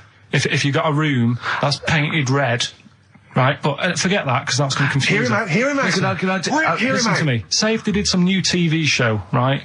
Like, what's that film with Jim Carrey in where The Truman Show. The Truman Show, right? So they make up a little room and some woman has some kids and you say, right, let's put the kids in this room, and they don't know what's going on outside. They don't know anything about, like, EastEnders and that. It's like their little world, right? They don't know anything that's gone on. How could a child survive without EastEnders? Right, listen. So, you sat in the room, right? And then, when they're all asleep... Right, Wait for this bit. Someone Have you heard this? Yeah, bit? wait for this bit. They're all in a room. Yeah. They're asleep. Yeah. Someone pops in, puts a guitar next to the bed, right? Nips off out again. They wake up in the morning... And one of them goes, what's this? They don't even know it's a guitar because they've never seen one, right? They're talking English, though. Yeah. We just left guitar out of the vocabulary. Right, so... There's plenty more to come. So, one of them will pick it up, and they'll go, I don't know what it is, and they'll start strumming, they'll go, that sounds good, doesn't it? Give them a few weeks, they could come up with Hey Jude. Whereas, type in Shakespeare, a monkey that can't even spell... I see that. Listen, Can't answer it. I might come with you, Rick, if that's all right. We've got to sort out that Christmas special as well. Yeah, no, sure. Alright, I'll see you later. I'm shooting off then as well. Cheers, Karl. Flaming Lips. Yoshimi battles the Pink Robots on XFM 104.9. Before the ad break, Steve Miller Band, Fly Like an Eagle. Great track. Lovely to hear that. Brilliant track. We're not scared of playing that sort of stuff, are we? Indeed. We got some great... I think we're underestimated here. People think we're just like, you know, two guys and a buffoon in a room. But we're so much more than that. We try and put together a whole package for them, don't we? For their Saturday afternoon listening pleasure. If there was an infinite number of us three in an infinite number of studios, broadcasting for an infinite number of shows, would we ever do anything half decent? Yeah, we eventually... Would we ultimately come up with something quite good? What was that email that you were laughing at? I can, it's too rude. What does it say? It's too nasty. Oh, God, give me the gist of it. The gist of it was that it would mean that if there was that infinite number of monkeys, eventually, besides the fact that they would type the complete works of Shakespeare, they would also type the sentence, Karl Pilkington is a genius. But the email also said it would also type, Ricky Gervais is I can't say the word, but... I know. Yeah. But a number of times they type it and write, Karl Pilkington is a genius and Ricky Gervais is a cund. Exactly. Yeah, that would be there a lot. Yeah. Before we carry on with anything, I should just tell you, we're on the subject of emails. There's one emailer we're always looking forward to hearing from. Richie Anderson! Dicky Docky Doo! Richard Anderson, thanks for emailing. He's my biggest fan. He's now. one of the biggest fans. He absolutely loves me. But not afraid to offer some constructive criticism. Go on, that's the great thing about Dickie. And from Anders this week, he says, Ricky, I'm lazy, I talk nonsense, I'm badly organised, and I believe in ghosts. Can I have a job working on your show?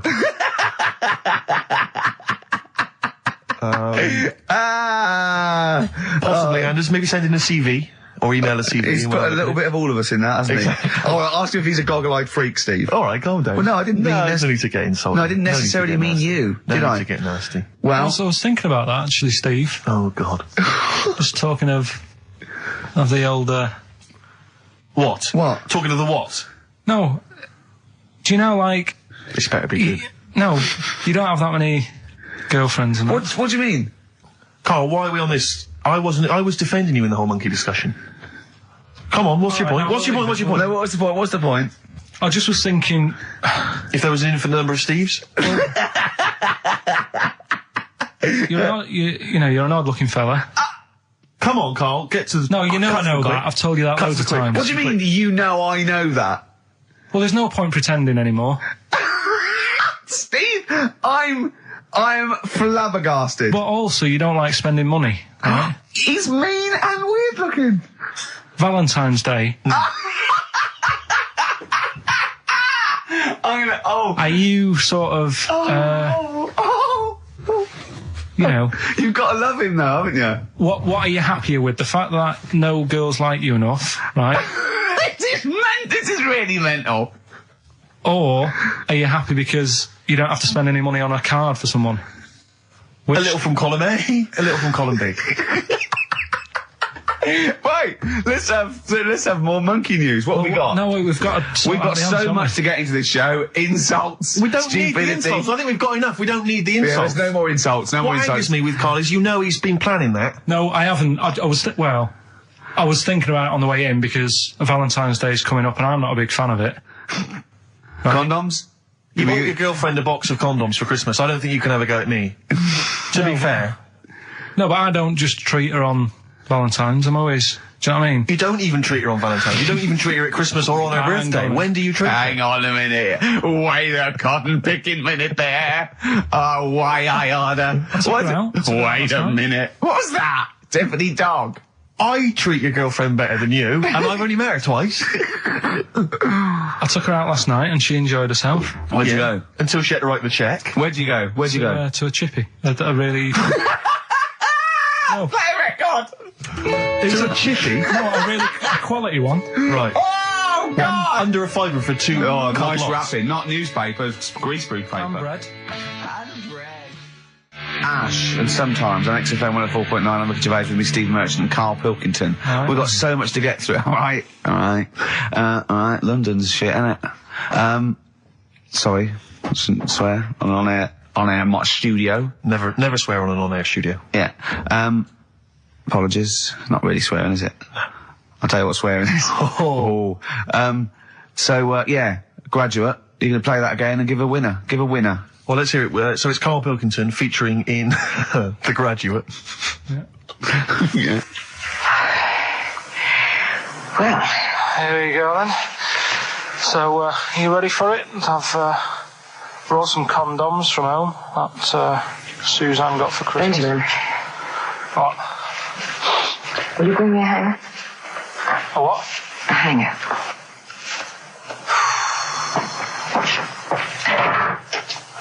Tell you what, I've got wood. What? Just saying, I've got wood. I've got metal ones as well. What sort do you want?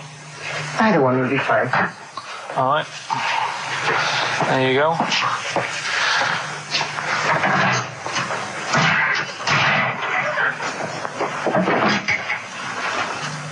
Are you afraid of me?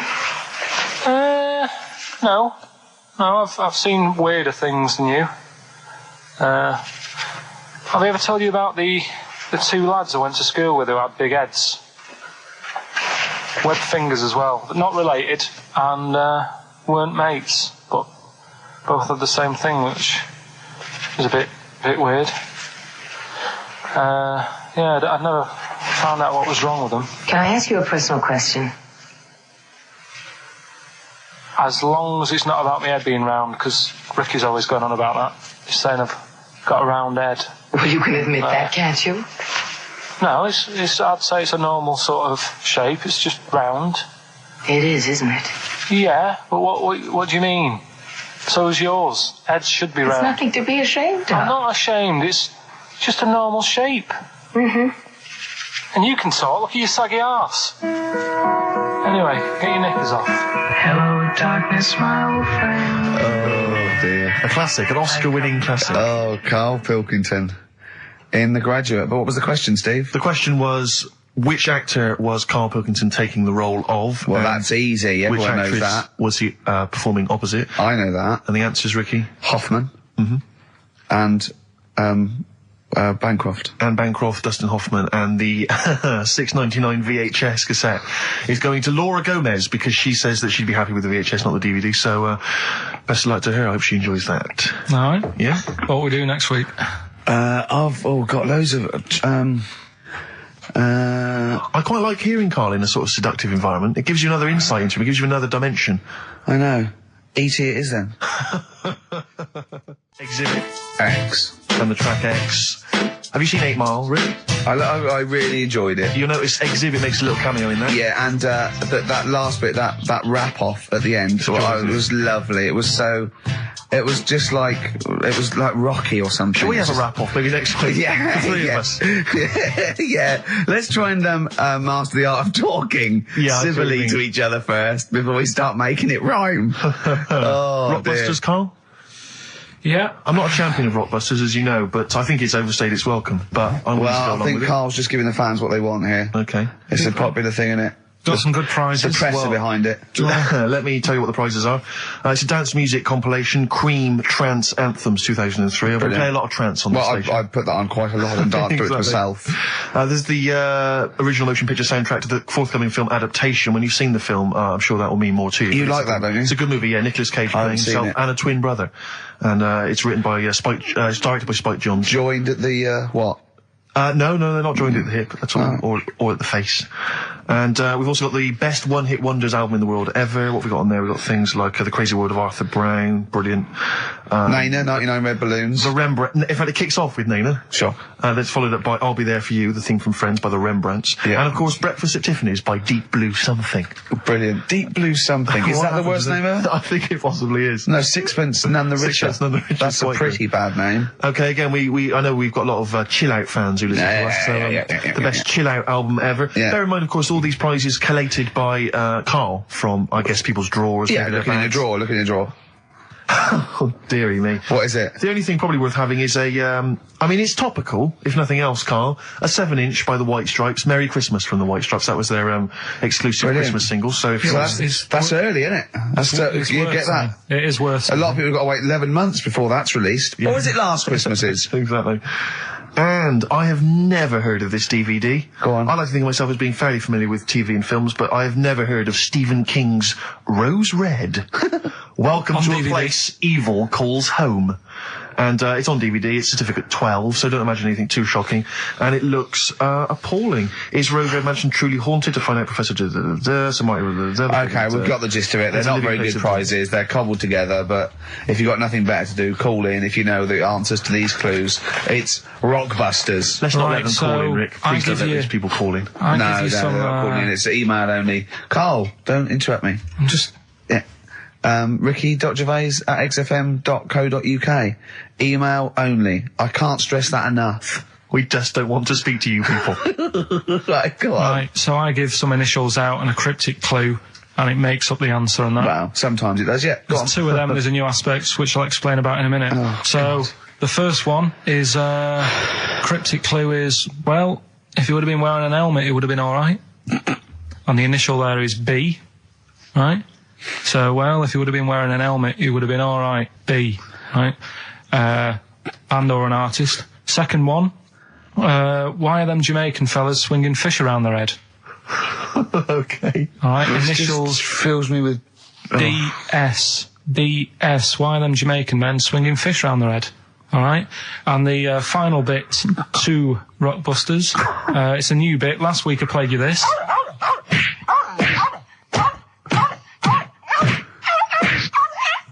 His face goes along Right? with it. That's someone beating up a dog. That was Smack My Bitch Up, right? So here's some sound effects and that, and they make up a song. I could listen to him talk Hang on, all day. let's have a listen to the effects.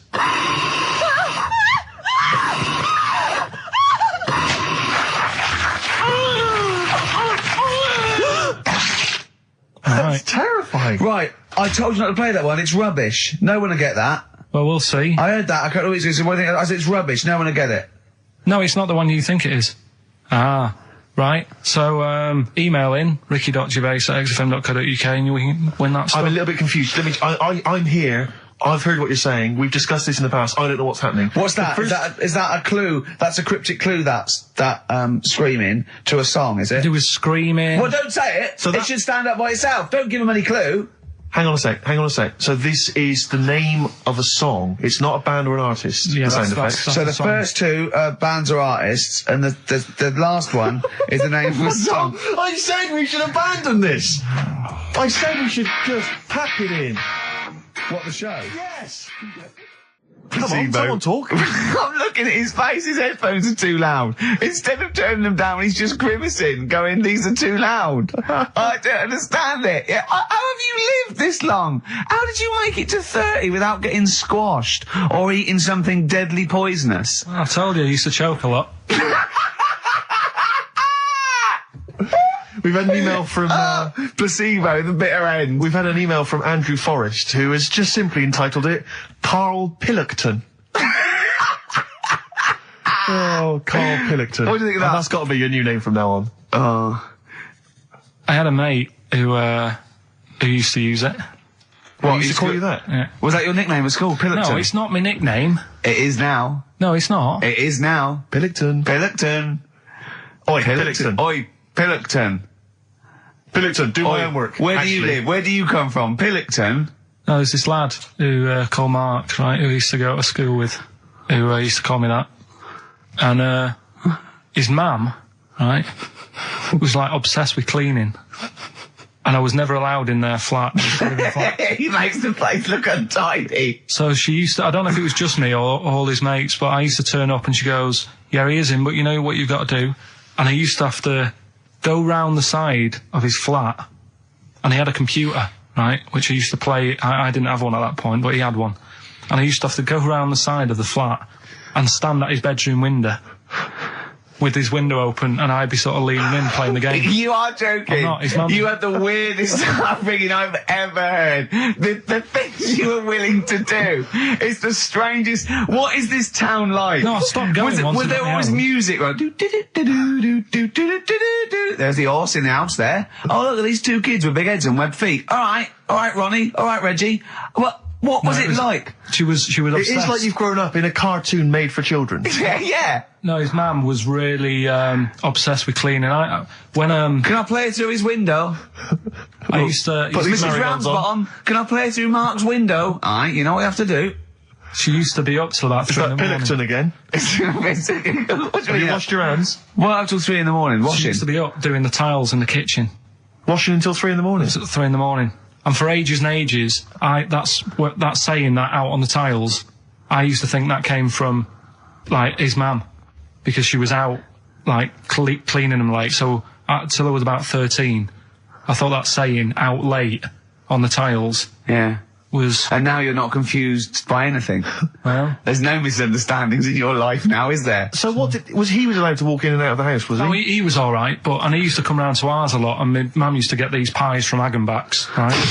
So, I don't know what that is. it's at that bakery where they used to chuck the cakes out the back, I'll yeah. tell you about. Yeah. And Oh, he and used to you're come at round. 6. You're at 6. He loved it, but I could never go round to theirs, or if I did, it was like, well, yeah, he is in, and I'd go, all right, and then I'd walk round the side of the flat, stand outside, Why did you ever knock at the door? Why don't you just go around and knock on the window? just to check he's in, because he wasn't always in his room. If You he say was it in was the a- lounge, he'd have to go to his bedroom, and then that's You where say he it- was. Meet you. This is the strangest. And you'd play a computer game through the window. You say it was a flat. It wasn't like a 5th story one, and you had to get in one of those kind of cleaning contraptions and, like, Nice. winch your way up. On the I first love the floor. idea of that.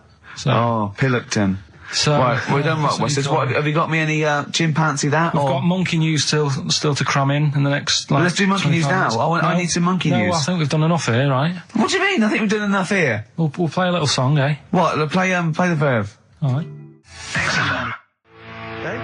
Go on. He's getting all stressed because I screamed. Sparky's Dream, Teenage Fan Club. I'll tell you, I'm sick of the screaming, Rick. I'm sick of that. I mean, no wonder Karl hates you, and that is the word I don't use often, but he does, and I've spoken to him in the past, and he loathes you. Monkey news. Give us one of the screams so the audience at home gets a taste of it. I'm taking my headphones off. No, and I'm not stepping going to away. scream. Go on, let's see what... Right, That come wasn't on. what you were doing. Was it worse than that? Yes! Right, come on, monkey news. It's not called Monkey News. It's not called Monkey News. Chimpanzee, we're not going to pack all the monkey stuff in. We've got quarter of an hour. What other show can say that? We've got. We're not going to pack in all the monkey news. We've got 15 minutes where we can't get all the monkey information in. Right, come on. You're gonna love this one, Go on. Let's have the jingle. Oh, chimpanzee that. right? I don't know how recent this was, Oh, God. 17th century? but it happened in Hackney, right? If you're outside London, that's in a place in London, and it's this monkey that's going about Hackney, nicking DVDs. Even the monkey didn't go for videos. Even the monkey knew. Well, there's no point getting on VHS. The gradual on VHS. You're having a... Throw it back. Right, and there's a girl called Lisa who works in our office here, right? And I mentioned it to her because she lives in Hackney. I said, you familiar with this? And she said, oh, I remember something about it, which annoyed me.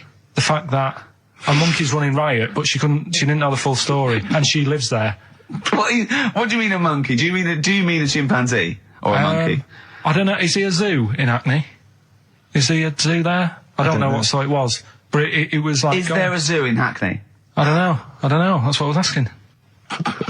So, right, get on with the story. So anyway, yeah, it's been robbing stuff, and the other bit that really puzzled me, right, is the fact that. And you're not easily puzzled by monkey news. They took fingerprints. What do you think about that? Well, they took fingerprints presumably because they didn't know it was a monkey to start with. No, they did. They saw it, nicking stuff, and they said, get fingerprints. So that means there's more than just one doing it. I'm gonna have a heart attack. He had to fax them to Interpol. Yeah. We know that is. Yeah. It's Brian the monkey. Yeah. Yeah. So Sorry, I don't understand. He was stealing DVDs, specifically DVDs. DVDs, I think it said watches and stuff. What, breaking into homes? Yeah, in Hackney. Maybe. Are you sure it wasn't a kid with a mask on? No, seriously. How was he breaking into homes? Be good Up the drain pipe. They're good, aren't they? They're good, aren't they? But how would they do that? So is that the news? Well, how much do you want? Is that monkey news? For this week? Well, I don't know that it's true. Again, I've got the things. There was other stuff. There was another story that I found about a monkey, but I would like to know from someone in Hackney do you know what I mean? And I missed that one on Crime Watch, which would have been good. Right? But there was another story about one that kept getting on buses, not paying its fare. Not paying its fare? And just sat in the corner reading the paper. Reading the paper, Carl. You're an idiot. Well, that wasn't in London. You're an idiot. That was in America. It wouldn't read the paper. Why would it read the paper? Because it was its way of sort of going, oh, well, if I'm reading something, maybe the inspector... The inspector will notice my hairy hands. Oh, Carl, you're such a fool! Well... Pillockton. Carl, We've just had a news flash that an infinite number of monkeys in Hackney and an infinite number of typewriters. Yeah. We don't know what for. At this stage, we've got no more information. And they've taken back an infinite amount of graduate on video. This is rubbish. See the grass, seen the light. I just think of people sort of a Saturday going, you coming shopping? I go, I can't, I'm listening to XFM, there might be some monkey news. And they waited 2 hours for that. What sort of a show has a feature called Monkey News? Well, I have to say, the monkey story has been corroborated. Which one? Well, this one, it says, police in Britain this week are on the lookout for a very different kind of burglar. A chimpanzee who has been sighted breaking into a house in Hackney, stealing a mobile phone and leaving. The chimp is also the prime suspect in a break and entry in a nearby house where part of a radio was taken. One policeman stated that it might have been trained to steal, but a monkey's not going to think, that's a mobile phone, I'll just have that. Look at Carl's face. Yeah. Fact. That's fact. So, Rockbusters then. Yeah. Get these out of the way, we're running out of time now. I have to say now that we've had no answers that have attempted even to guess all three. Right, you see, that's because you're an idiot. Right, okay, right. Do the questions and the answers. And if I think that it's either too hard or ungettable because it's stupid, we're binning it. All right. I thought we'd already been. I'm annoyed that. Right, come on, do it quickly. The first one was, well, if he would have been wearing an helmet, he would have been all right. Right, what's the answer? That was B. What's the answer? Busted. Right, that works. All Busted, right. That's fair enough. Did anyone get that? I assume some people got. No. People have given up, Rick. People aren't even bothering to contribute. Right, what's the next one? They've just ignored it like it never happened. Busted. Second Busted. one. Busted. Why them Jamaican men swinging fish around their head? Go on. That was DS. Yeah. 70s band, Detroit Spinners.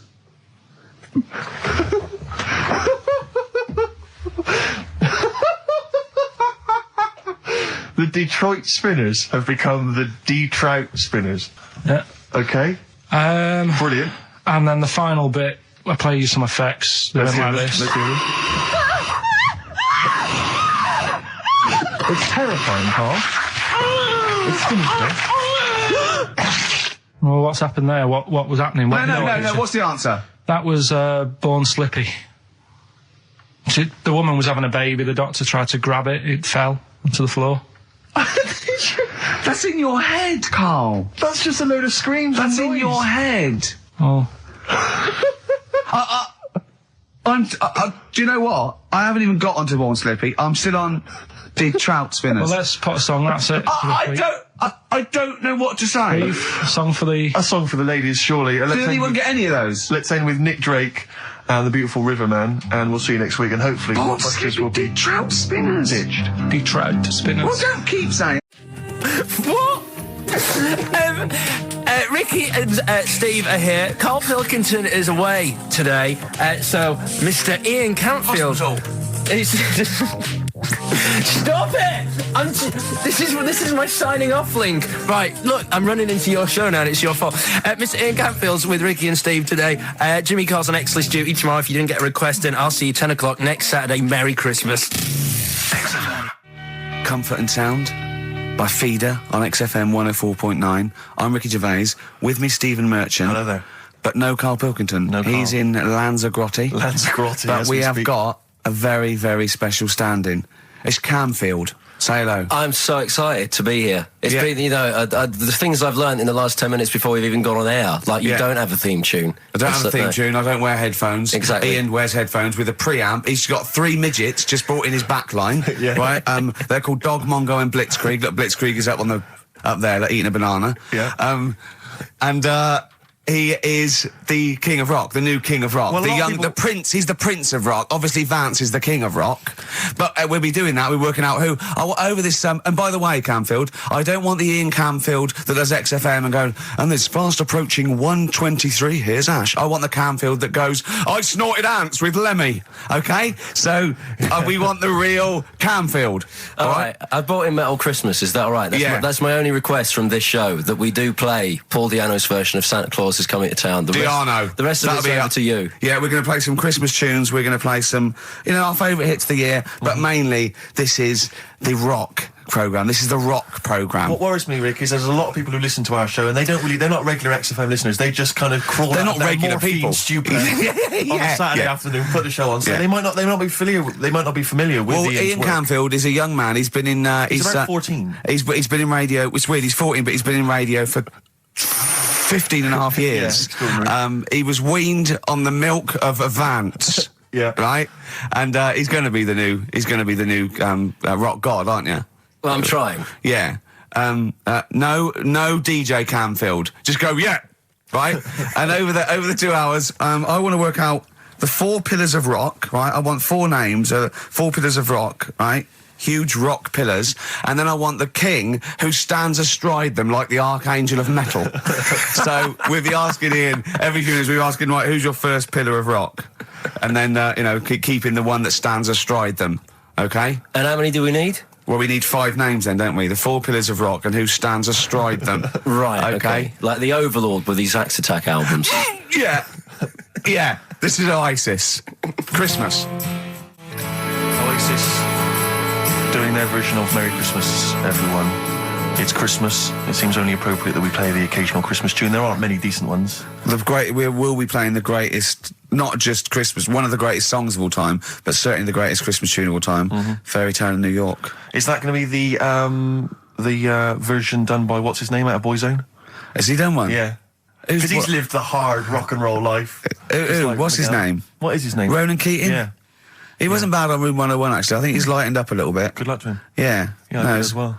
Yeah. A lot of people ask me, Camfield, I'm sure you can you've probably got experiences of your own that you might want to talk about, but people ask me what Ricky's like in real life. And I don't want to get grotesque. It's Christmas, people are listening, people are eating sandwiches, but he has a flatulence problem. I don't know if you're aware of this. It is. It's not a problem. Right. Well, it is for us. It is for us. Yeah.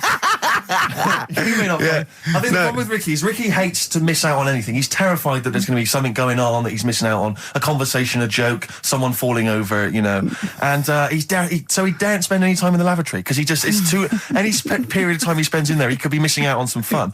So he kind of tries to get his lavatory, occupying down time down to a minimum, an absolute minimum. Plenty of pissing, there's loads of that, but none of the other activity, really. I mean, you keep that, really, it's like you're in, you're out, and sometimes I don't think you've done the full job, Rick. Yeah. And today, I'll tell you this, my eyes were bleeding. It's intense. It's just a word of warning, because the kitchen at XFM is out of bounds now. No one's going in there until the new year. A to J in the library. A to J in the record library. I'll tell you this, I don't know if, like, Tony Blackburn's in the building. His wig will fall off. But seriously, not that he wears a wig. He doesn't wear a wig. But if he's going down now, maybe he wants to play some Beach Boys. I mean, seriously, forget I'm a celebrity, get me out of here. Forget you might have survived in the jungle, Tony. But you go down there, mate. Tony, would you rather eat a plate of maggots or go and get Beach Boys? Exactly. Saying A to J. Oh, pot pickers. Exactly. Jesus Christ. It is absolutely extraordinary down there. Oh, so I'll just be warned. But it's Christmas. Yeah. Christmas. Why would Blackburn be listening to this? I don't know. He's probably doing a bit of Christmas shopping. Sure. And he's out and about with probably got his little, personal stereo on. Yeah. And he goes, I'll listen to the boys at XFM. Exactly. And Canfield, what do you think of it so far? Yeah. Yeah? Yeah. It's not Vance, is it? Okay, who is secured as one of the pillars of rock? Lemmy. Of course he is. Never changes his boots. 2 pairs of trousers. 3 shirts. Really? Yeah. And he just alternates them, does he? Yeah, so he might yeah. have the same pair of trousers for 2 weeks, but the different shirt. Is it true his rider is a bottle of Jack Daniels and 40 Marlboro? No, it's like one of those 100 packs. No. Yeah. One of the 100 packs of Marlboro, and he like keeps them stuck in his boots, which don't change. Actually, I think I'm right in saying like that one of the like 2 left boots as well, because one of them did break. And he had 2 pairs, but he's now only got 1. But he's got the Lemmy, that is Lemmy then. Lemmy is one of the pillars of rock. What would Phil Lynott get anywhere near this? Yeah, he would have done. Let's play some Lizzie then. Don't believe a word. Thin Lizzy on XFM 104.9. I'm Ricky Gervais, with me Stephen Merchant, and over there Cam Fools. Is that your impression of me? Yeah. Yeah. The rock one's better. The rock one's better. Yeah, you shouldn't try and be a DJ. Yeah. Growing up with Diano Tuesday night. Ian, I know you're keen to know this, Rick. What are your thoughts on XFM? Let's get behind the facade of Canfield. What do you think about this? Because we used to have, some conversations, You've been with XFM since the beginning, haven't you? I've been here forever. Yeah, it's all right, isn't it? I mean, it's not quite magic. Well, no, a few things are. Got me eyes on the big 105.4. Obviously, eventually. What magic? Yeah. Now, do you think you want to do like a rock program on something like Virgin or Radio 1 eventually? Nah, I don't think so. No. No. What do you want to do then? What do you want to do? I want to start playing stuff like the Eagles and Steely Dan and Bruce Hornsby in the Range. Truth be known. But you'd have to go quite mainstream. In your bedroom? What? But on what sort of platform though? Because the good thing about those is they are really popular. They are. I mean, I think the Eagles' Greatest Hits is the biggest selling album of all time now. It's overtaken Thriller. Yeah. So I mean that those. What are you saying? Iron Maiden aren't popular?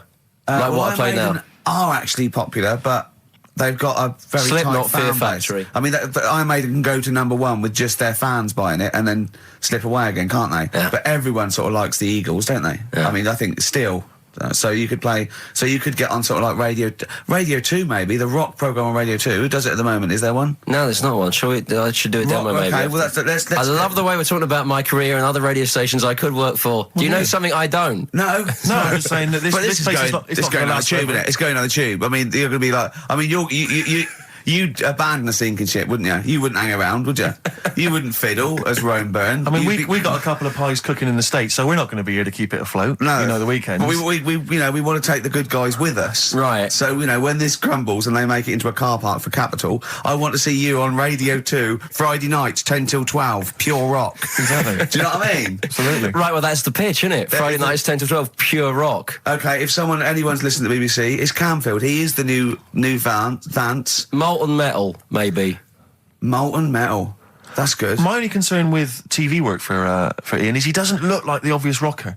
I mean, people are listening, they probably imagine he's got the long, greasy hair. But that's the modern look. T-shirt. Lots of modern bands now. They've got. I'm not slagging off. I'm just saying. I wonder if the fans. They've got short hair. It's not all long hair and strange beards and tattoos. No, the days of them all looking like Lemmy and smelling like Ricky are well and truly gone. Yeah. Yeah. Have you ever had the long hair? Have you ever gone in for that? No. Never tried that? No. But I've got bullet belts and stuff like that. You're right. You know, if you'd have wanted me to dress up, I would have dressed up and brought CDs. I mean, you know, obviously I should have prepared more for this show. Sure. Yeah. Well, we're going to play some classic rock, aren't we? I think we're going to play The Who. We got Jump, Van Halen. That's a classic, isn't it? Yeah, I think I've got that about 5 times on every driving album I brought in for you. Okay, and so Are we going to play Since You've Been Gone? Yes. Yeah. What's next? British Sea Power. Yeah, I thought we should play a couple of singles that we've enjoyed over the last year or so, and this is one of them. Carry On, play at Canfield. And don't forget, Paul Di'Anno and Santa Claus is Coming to Town's coming on as well. Paul Di'Anno doesn't snort ants, he snorts ant eaters. Carry On from British Sea Power on XFM 104.9. Not bad at all. Now, listen, we should just point out to people that Karl's away, and we always slag him off because he provides very little. But, And he's an idiot. Well, exactly, to be fair. But he's obviously off in Lanzarote, and he's forgotten to tell us what the password is for our email, Rick. Idiot. So we can't get into the email. So we're going to have to use Ian's email instead. ian.camfield@xfm.co.uk if you want to get in touch. You're never going to have so many emails, Ian. Really? Yeah, Is that right? you're going to be looking at them all week. It's going to be brilliant for you. You're going to feel really popular. You know what? He described Karl as a bald little mank twat. Nice. Karl was going, brilliant. Is that allowed? Is that all right? Yeah. Bless him. Bald little mank twat is back on the 3rd, isn't he? Well, if there's one thing that magazine's Well, good was at, he it's suggesting you accuracy. can't be regionalist? What? Was he suggesting you can't be regionalist? Was that allowed? No, I just think it's a familiarity of, it's just because we call him a bald little mank twat, that a national magazine can say that. Oh, bless his little round head. Wonder what he's doing now. He's sitting in the ash, reading his, reading his Rich Hall book. Yeah, he spent a week when he went to, where was it, St. Lucia? He spent a week, right, throwing sand at crabs. Yeah. I don't think they've even got crabs, have they, over there? No, I don't know nothing. what he's going to do. What is he going to do?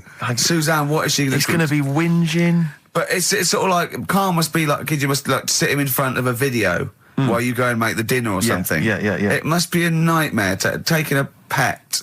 Has she got a little harness for him? To be fair, though, Rick, I mean, I can't imagine you're much better on holiday. I've always wondered what that must be like. Because you always need an audience. You've always got to have someone around that you can perform for, drop your trousers for. Annoy, just generally sing and dance about. And Jane's seen it all. She's bored of you.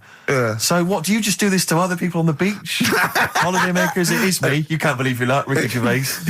Or do you want to be annoyed? Do you want me to annoy you? Yeah, exactly. I can annoy you for 5 minutes. Yeah. Then I'll get bored Exactly. myself.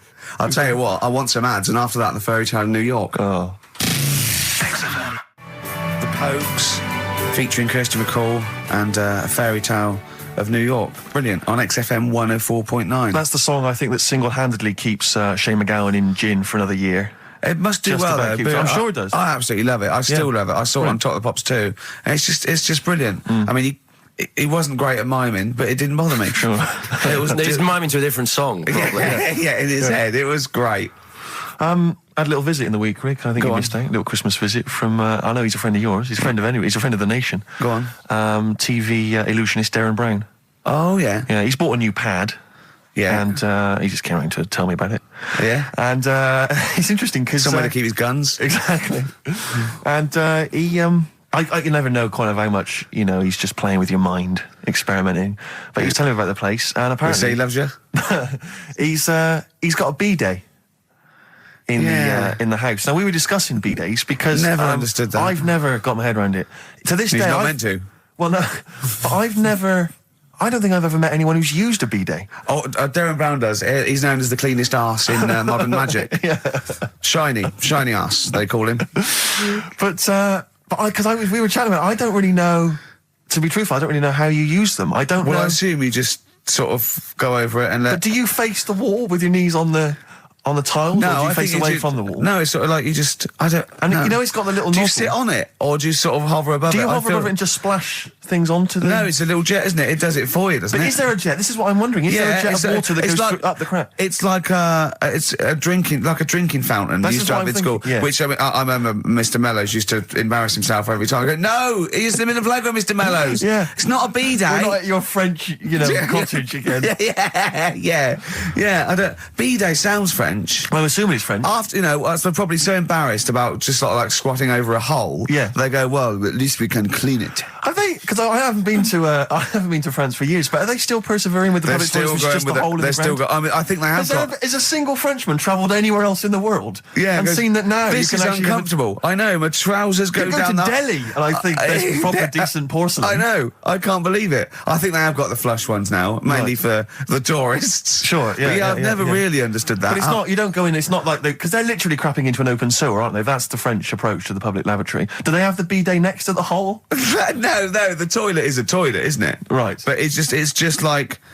It's sort of like it's like going in the bottom of a shower with a big hole at the bottom. But I don't know. And do you use? I mean, again, not wishing to get graphic, but do you use the bidet instead of the toilet paper? Is it used in conjunction with, or instead of? Do you know what? I've honestly never used a bidet. Because it's not really a working class thing, is it? The bidet. No, but well, it sort of came in with sort of like purpose-built houses, didn't it? They sort of like shot up all over the. No pun intended. All over the sort of 70s. You know what I mean? It was like in salmon pink. There was toilet, sink, and bidet. Yeah, we won't be using the bidet. Exactly. Fill it with ice. Put some beer in that. Yeah, because none of my friends washes their arse. There are people who refuse to touch their, the hole with the hands, and they only use a bidet. So if they're at a party and there's no bidet, well, Karl doesn't like feeding his bollocks for cancer because he says he doesn't like the texture of them. Sure. Well, so he'd probably love a bidet if he didn't have to go. Are there kind of upper-class women who just waddle into the dining room in sophisticated trousers around their ankles going, where's the bidet? It's filthy. Where's the bidet? I don't know. We use the paper. The what? I think the fish was off. I'm going berserk up there. Get me a bidet. Yeah, what if you lie on the floor? Or I am climbing into the sink and turning the tap upside down. It's the only way I can do it. Yeah. Bidet. Thoughts on bidets? Have you ever used one? Well, no, you told me all this, but you still haven't got to the bottom of how you use them. No, I don't know. I don't know how to use it. Do they come? You need to ask their own brand. Does it come with like instructions, like a flat pack? I think you're supposed to know. I think you're supposed to. If you've bought a bidet, the assumption is you know how to use it. Imagine someone installing it and going, there you go, there's a bidet. You go, could you show me how to use it? Well, you like this? Well, no, go to the toilet first. Do the whole thing. Otherwise, I won't know in context. I'll just sit here in the corner. That's fine. Okay. Do you read a magazine when you're normally going? Well, I might do, but I mean, I don't really want to do it with you here. But how will I know? Exactly. I need to know how you transport yourself from the lavatory to the bidet. Do you remember when we were trying to offer Karl money to have a shower with Johnny? Yeah. just some of the highlights of the year. That's a weird thing to do. Yeah. We nearly had him there, and then he didn't want us to watch. Yeah. We said, well, how do we know that you've done it or not? Yeah. He went, you are definitely bent. That's his conclusion. What we got lined up? Well, hang on, let's just say, if anyone's got any idea sort of how to use a bidet... Any idea for anything to talk about on this show? Well, that doesn't involve crapping or farting. We've done that. We haven't done little Chinese fellas or the gays yet. That's still to come in the second hour. Ian.Camfield@xfm.co.uk if you've got any thoughts on bidets or just, lavatories generally. Richard Ashcroft on XFM, Check the Meaning. I think it was out this year and we enjoyed it. So I certainly had a thought then that, someone like Richard Ashcroft, who's really cool. I mean, I think one of our greatest rock and rollers, really. He writes great tunes, does great albums. The Verve, already in history. I just suddenly thought of him listening to this and thinking, I wish they wouldn't play my songs because I don't want to be associated with that drivel. Yeah. Most people get a buzz out of it, get it on the radio. Do you think people say don't let Gervais guilty by association? Do you know what I mean? I love that song. I love Check the Meaning. I thought it was a lovely song. And he's thinking they're going to sandwich it to bring talk about little gay Chinese fellas and bidets. Yeah. Yeah. And it's going to make me look What worries me, Rick, is that if we had to draw up some kind of list of artists who would allow us to play their songs, it's going to be such a short list. Gary Glitter, it's just going to be a few people who, are slightly more shameful than us. I just thought of something. There are 1 billion people in China, and I assume it's the same percentage of homosexuality occurs as that to 1 billion, 1 in 10. That means there's 100 million little gay Chinese fellas running around. Richard Ashcroft, if you're listening, I apologise for that last... Think about it. John, are you okay? War's over. I heard a DJ in the week, I won't say who it was, but sort of like a cheesy sort of housewife choice DJ, and he played that, and he went, Weird one, that, isn't it? What do you think of that the first time you heard it? Strange one. John Lennon, Yoko Ono, war is over. Here's the moment, at least, out there. I love that. Oh. What does he mean? That's exactly what I want from a DJ. That Yeah. kind of insight. We were talking before the break about how many little Chinese fellas there are. Yeah. Brilliant. An awful lot of them. Brilliant, good. More the merrier. Are you familiar, Rick, with the scary fact, I don't know, Camford, if you're aware of this, and Go it's on. chilling.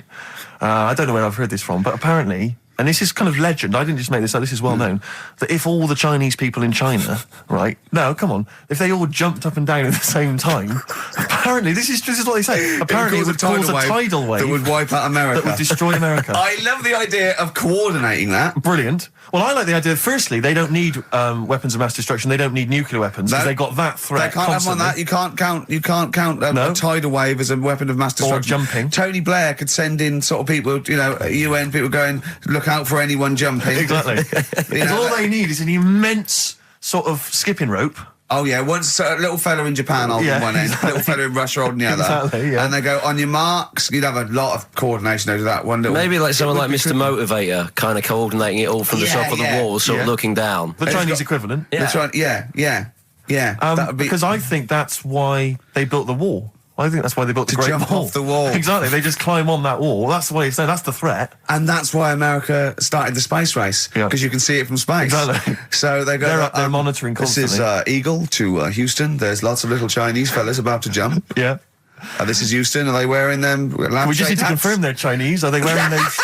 Are they wearing those comical hats that look a bit like a lampshade? They Yes, are. They are. We just have to confirm they're Chinese. Because if I was the leader of China, what is the name of the? What is it? Is he the king of China? We're so ill-educated, Is aren't it we? the king of China? The It's Tsar not of China? King, is it? What is it? Is Chairman Mao still there? Is he It's still up chairman still? someone. It's chairman someone else probably. The new chairman. I Or don't know. chairwoman, don't be sexist. And Actually, when I said there's a billion people in China, so there's 100 million little gay Chinese fellas, Yeah. someone phoned up to say half of them are women. yeah. Well, of course. Yeah. Straight on the phone with that. Well, I meant little lesbian fellas or little gay fellas. Yeah. I mean, I wasn't being sexist. But if I'm I just was- saying there's probably 100 million little gay Chinese people. What worries me, Rick, is if I was the premier of China, or if it was some of the people I went to Is school it with. premier? Oh, whoever is, the king of China. If I was the king of China, right?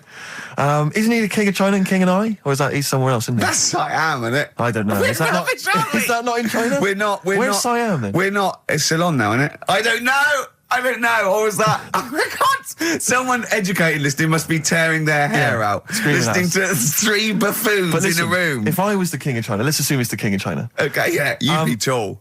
But you know when sometimes you've had a few drinks, whatever, I mean, I'm sure you've done that thing where you order a pizza for someone, a mate or whatever, or send a taxi around to their house, something like that. Yeah. What I do is I just phone up George W. Bush and go, seriously, mate, you better send some stuff over, money and that, and Yeah. videos, because seriously, they're all outside now. 1, 2, Yeah. and you can freak them out. It'll be Send us brilliant. some knives and forks because I am fed up with these sticks. Yeah. It's I ridiculous. don't know why we're still sticking with them. I can't pick up the tiniest little bit of chicken. It's crazy. It's rubbish. Yeah. Send us some cutlery. I'm having a nightmare eating yogurt. Oh dear. This is 104.9 Racist FM. Absolutely. Jonah Louis. Should we apologise for that? Not at all, no. That's right, isn't Stand it? by it, yeah, it's That good. was his follow-up to You'll Always Find Me in the Kitchen at Parties. Yeah. One of my favourite lyrics. She was into French cuisine, but I ain't no cordon bleu. Brilliant. Yeah, looking forward to playing that in the new year. What happened to B.A. Robertson? Don't He know. knocked it off. I was standing in the corner and the ball came across. What was the other one he did? I don't know. We're not as old as you. Oh no. This is all gobbledygook to us. XFM 104.9. That's Yeah. Jonah Louis. Yeah, you're not listening to classic gold. Amazingly. I've still got my own teeth. I think, Rick, I was the subject of a Christmas con in the week. What, you mean you bought something for £4, then saw it for £4, £3.90 as you walked home? That would make me livid. Because I've seen you Oh. really livid. I'm absolutely furious. When I bought my PlayStation, I saw I could get it for a £5 cheaper down the road. I was absolutely And you'd fuming. already walked to about 19 places, Oh, God, I remember. yeah. I actually left you after about an hour. Yeah. Can you No, I work it do. out? I'm furious because I got to get a bargain. I hate the feeling that I'm being ripped off. Yeah. And I'll tell you this, I'm loving online shopping. Oh, the savings I'm making, Rick. Really? It's crazy. Really? Getting 15, 20 quid off some things. Is it really? Oh, amazing. But these things, I might point out, are like Jaguars and yeah, Mitsubishi cars. Exactly. Yeah, but it's worth shopping round. No, Go this on. was not so much a con. It was a con, but it wasn't so much one of those just a missed bargain. Yeah. doorbell rings, answer it. It's a couple of girls. They must have been 13 or 14, maybe. Now, I've always had a problem with teenagers. I'm intimidated by teenagers. In case they call you a dork or something. Well, I mean, I told you before, I was walking down the street once, and there's two guys coming towards me. I mean, real losers. Do you know what I mean? Glasses, the spots, greasy hair. Do you know, really pathetic. And I was sniggering to myself. I was thinking, look at those losers. And as I passed them, I heard one of them look at me and say to his mate, look at that geek. I was furious. I was thinking, I'm allowed to call you a nerdlinger, but gee, I don't expect it back. I was really furious and like upset. And so, as I say, these teenagers are at the door, and they were quite aggressive, quite aggressive girls. And they had a piece of A4 paper, and they went, "We're doing a sponsored thing." Yeah. But I didn't quite catch what it was they were doing that was sponsored. I think they sort of fudged it. They went, "We're doing a sponsor." Oh yeah. And I went, right. And they went, "Do you want to sponsor us?" Boy, they picked on the wrong person. I was a bit intimidated. I don't know why I said no. I was worried maybe it was part of some kind of, hidden camera show, Yeah. And so I said, yeah, all right, I'll sponsor you. So they handed me this form, and I always thought you were supposed to have quite an official-looking form for any sponsorship thing. But this was literally a piece of A4 torn out of a notepad. It was the back of a Gareth Gates poster. Exactly. And, with some blue tack on it. Yeah, well, and I looked at it, and I didn't really absorb it, but it had things like, Mrs. Jones, Mrs. Smith, £5. Yeah. And then no one's actual address, just Finchley Road, nothing too specific. Yeah. So I wrote my name on and put down £3. 'Cause a lot of people were giving fivers, but I thought, I'm not made of money, it's Christmas. I've got to buy gifts and stuff. Yeah. So I Gave him a fiver and asked for change. well, I gave them £3. I said, I'll sponsor you for £3. Best of luck. And they went, can we have the money? And I said, well, aren't you supposed to do the thing? And the woman the girl just looked at me, she just went, no. So I gave her £3. But what difference did it make? Well, I'm assuming, though, that it's not going to any charity. It's no sponsored thing at all. But then I'm not being funny. The charity that it's not going to, you wouldn't have given to it anyway. It's true enough. So all that's happened is you're £3 down. But I'm £3 down. Yeah, but if it would have gone to charity, it'd be £3 down. The fact that it hasn't gone to charity doesn't matter because you wouldn't have given it to charity. Yeah, but if it had gone to charity, Rick, I'd have felt a little bit superior, a little bit smug. That would have kept me going for another 6 months. Whereas now it's just gone to a couple of weeks off the street, who are scamming people, possibly old people, Rick, and that's who I feel sorry for. They've not got a great deal of money. That's why I'm not worried about myself. I've got a bit of cash. What about the old people? Yeah. Although you are £3 down, which probably still hurts, doesn't it? It's still stinging. That's why I just like to tell you now, get off my chest. It's Merry an emotional Christmas. thing, yeah. Just be careful. If you're living up in North London, be careful. There's two girls that are going around. I expect, they might come to your door. But they Be might wary. be genuine. No, I don't think so. No. They were common. They were very common. Do you know what I mean? Was the giveaway things like, Santa Claus had given £10, Exactly. Tony Blair had given £1? Yeah. Yeah, I know what you mean. Yeah, I think you were conned, mate. Yeah. Right. Won't Get Fooled Again by The Who. Ian, I'm going to ask your expert opinion. Is that not one of the greatest rock songs of all time? Yeah, if you'd have played the proper version of it. I know, but it's 6.5 minutes, and we usually do, but we just thought, it's Christmas, people want to, have him and more Jonah Louis. Yeah, but we could have played like the full 8 minutes rather than making the show sound like strolling round your local Asda with the Christmas songs with a little bit more That to me racism. sounds like put in. fighting talk. You want a rock challenge, Canfield. You can't handle the truth. I'm gonna rock this out the last 40 minutes. Can we put Keith Moon in the monolith? I was going to ask you. He's my favourite drummer of all time. Will you go along with that? Yeah, absolutely. So we got Lemmy and Keith Moon. Yeah. Are we making up a kind of super rock band here? We could do. We could make up a super rock band. That's far too passé. Let's call it the monolith of rock. It sounds more stupid. Okay. So we got Lemmy and Moon.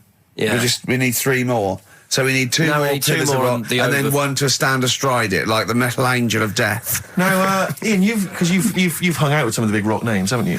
Yeah. No, I'm not going anywhere with this. I'm intrigued. Tell me some of the people you've hung out with. You've hung out with Maiden, have you? I've hung out with Maiden. don't you? I've been flying with Bruce Dickinson. Yeah. And have you? It only took us 3 attempts to land at Gatwick a few weeks ago. But I don't know much Really? about you, Ian. Are you someone who lives the rock and roll excess lifestyle? Are you kind of drinking drugs? Is that your thing? I like to be kind of, on the edge, having a look at what's going on inside.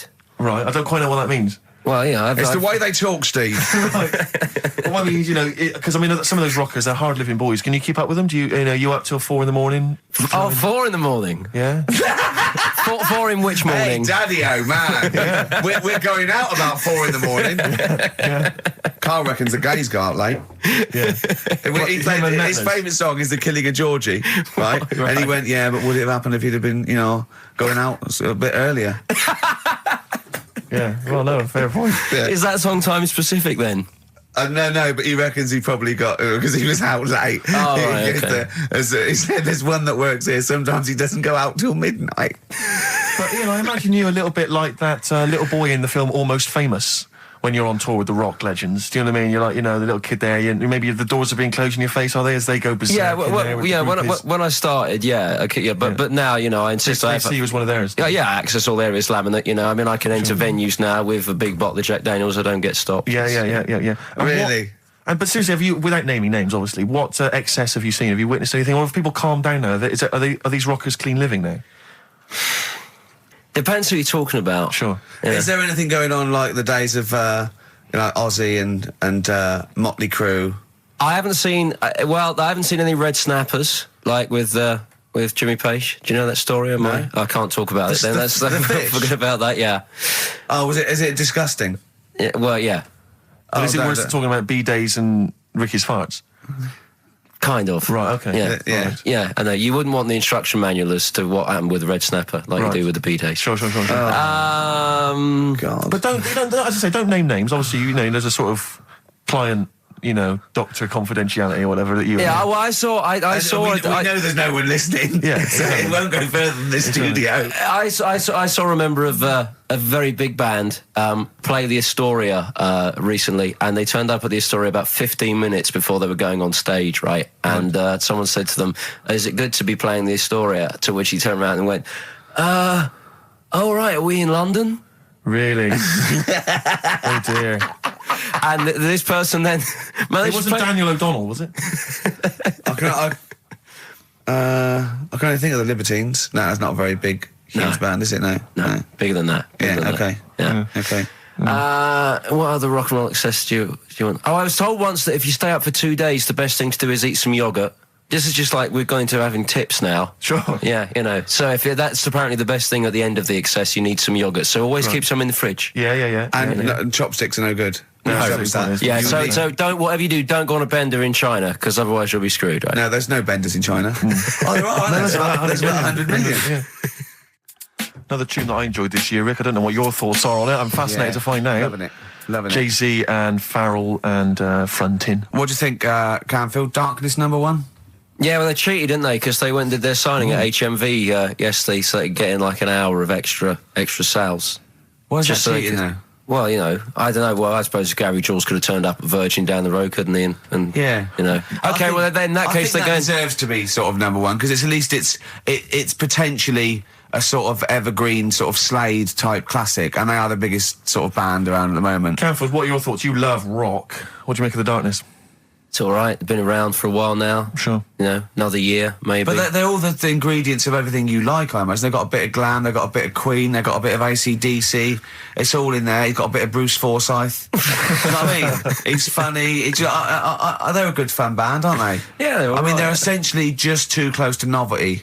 But then so was Slade, in a way. Slade have only got this credibility resurgence in retrospect. At the time, they were a pop band that essentially were for teenagers and thugs. I'm not sure Canfield's going to be championing Slade, though, up there in the same way that he champions the Maiden. But you got to appreciate what Hold has done, surely. Yeah, I appreciate what Hold has done. But they only became cool, didn't they, when Oasis covered them?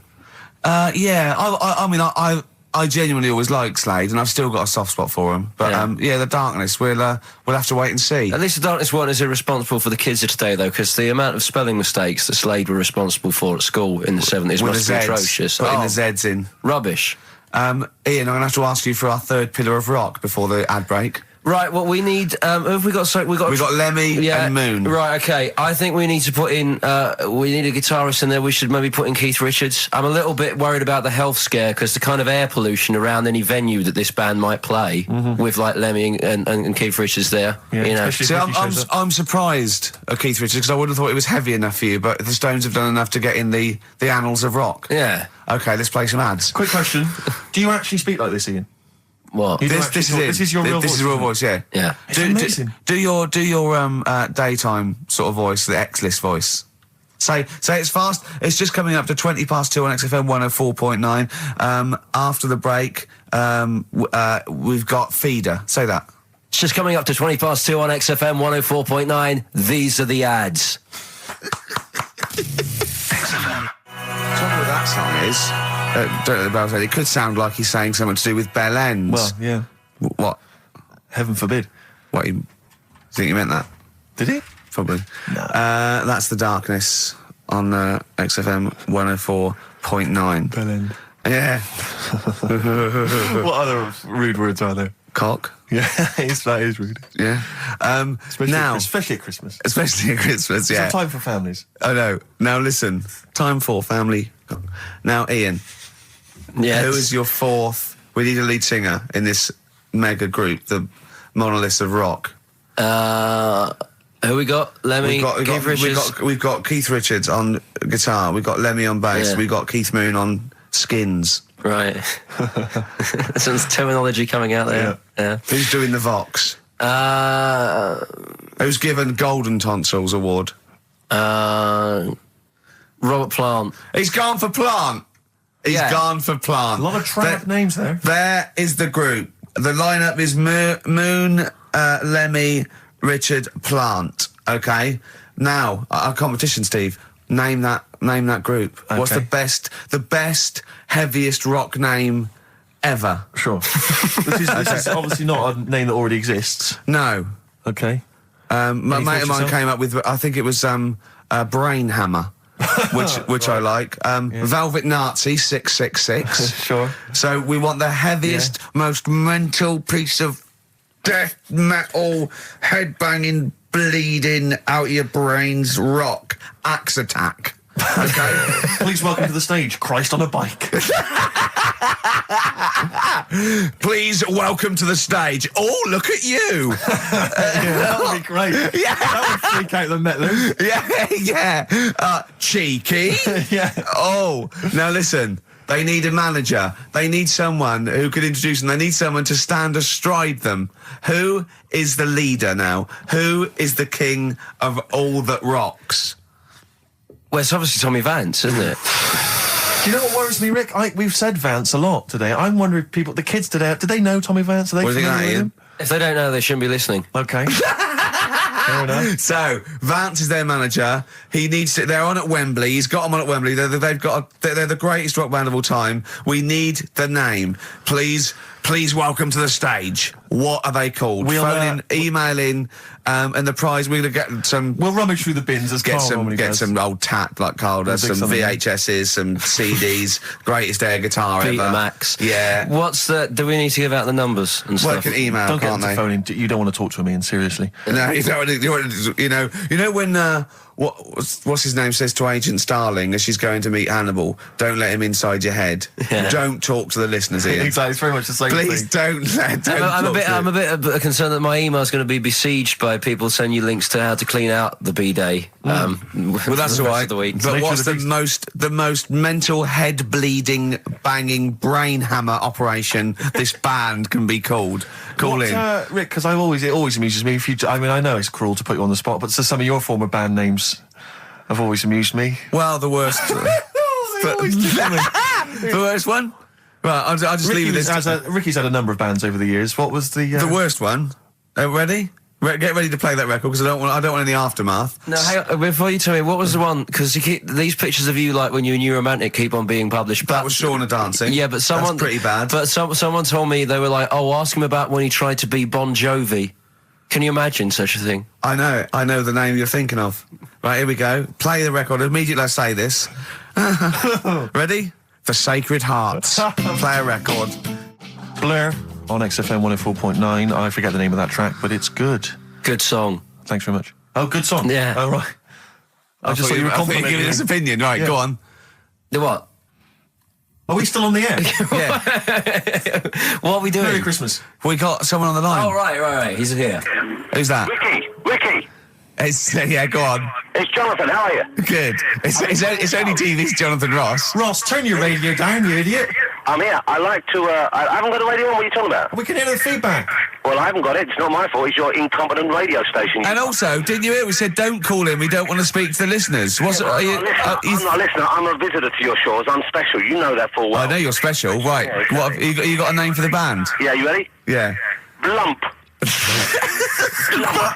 B-L-U-M-P. I tell you for what, you can't have a normal word. If it's the monolith band of all time, if it's the you can't have a regular word. It doesn't make sense. How can you have a regular word? All these ideas you've come up with are rubbish. You need a word which only stands for that one thing. No one's heard it before. No one will use it again. Blump.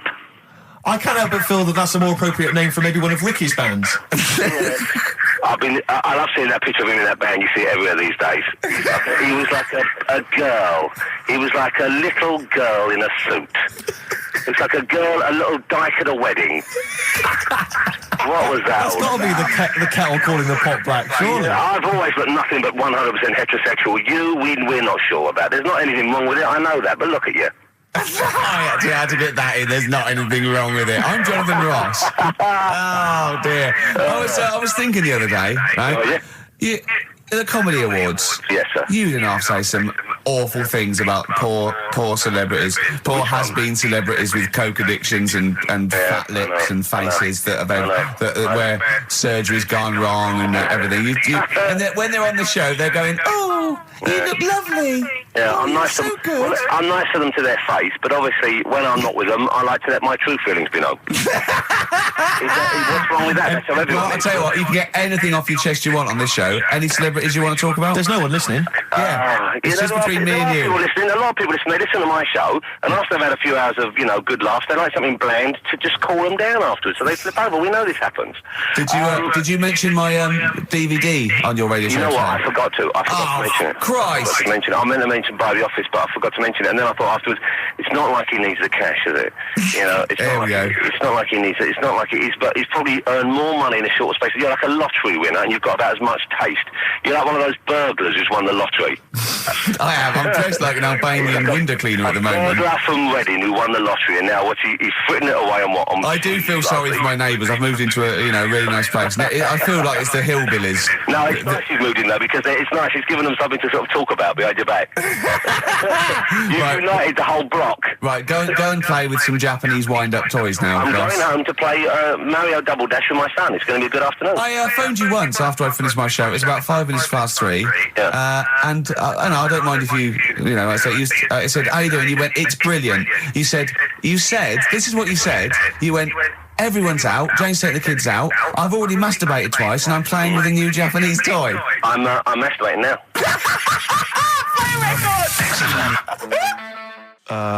Kings of Leon, Wasted Time on XFM 104.9. Sorry, I was sidetracked there by just some of the band names. Now listen, I want to put in 2 of my own. I want to win that pile of tat out there, right? I've got 2 names here, okay? Would you just remind people in case they've just tuned in? Oh yeah, Ian Canfield has chosen his mega band of all time. He's got Keith Moon on drums, he's got Lemmy on bass, he's got Keith Richard on guitar, he's got, who have you got singing? Robert Plant. Robert Plant. And their manager is Vance. But he needs to announce them at Wembley Arena. They're already sold out. They're at number 1 in the album charts. They're the greatest rock band of all time. And I've got 2 suggestions. Okay. What about this? Please welcome to the stage. Tungsten lung hemorrhage. Yeah, good. Yeah?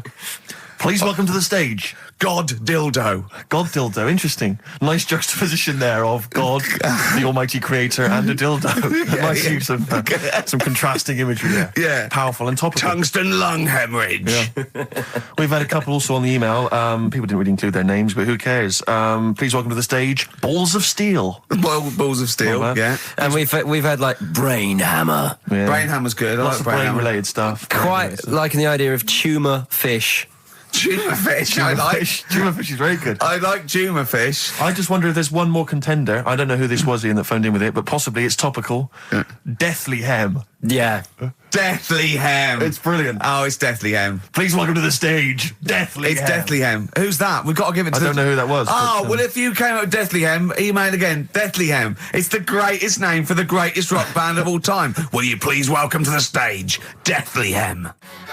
It's Golden Tonsils. Isn't it?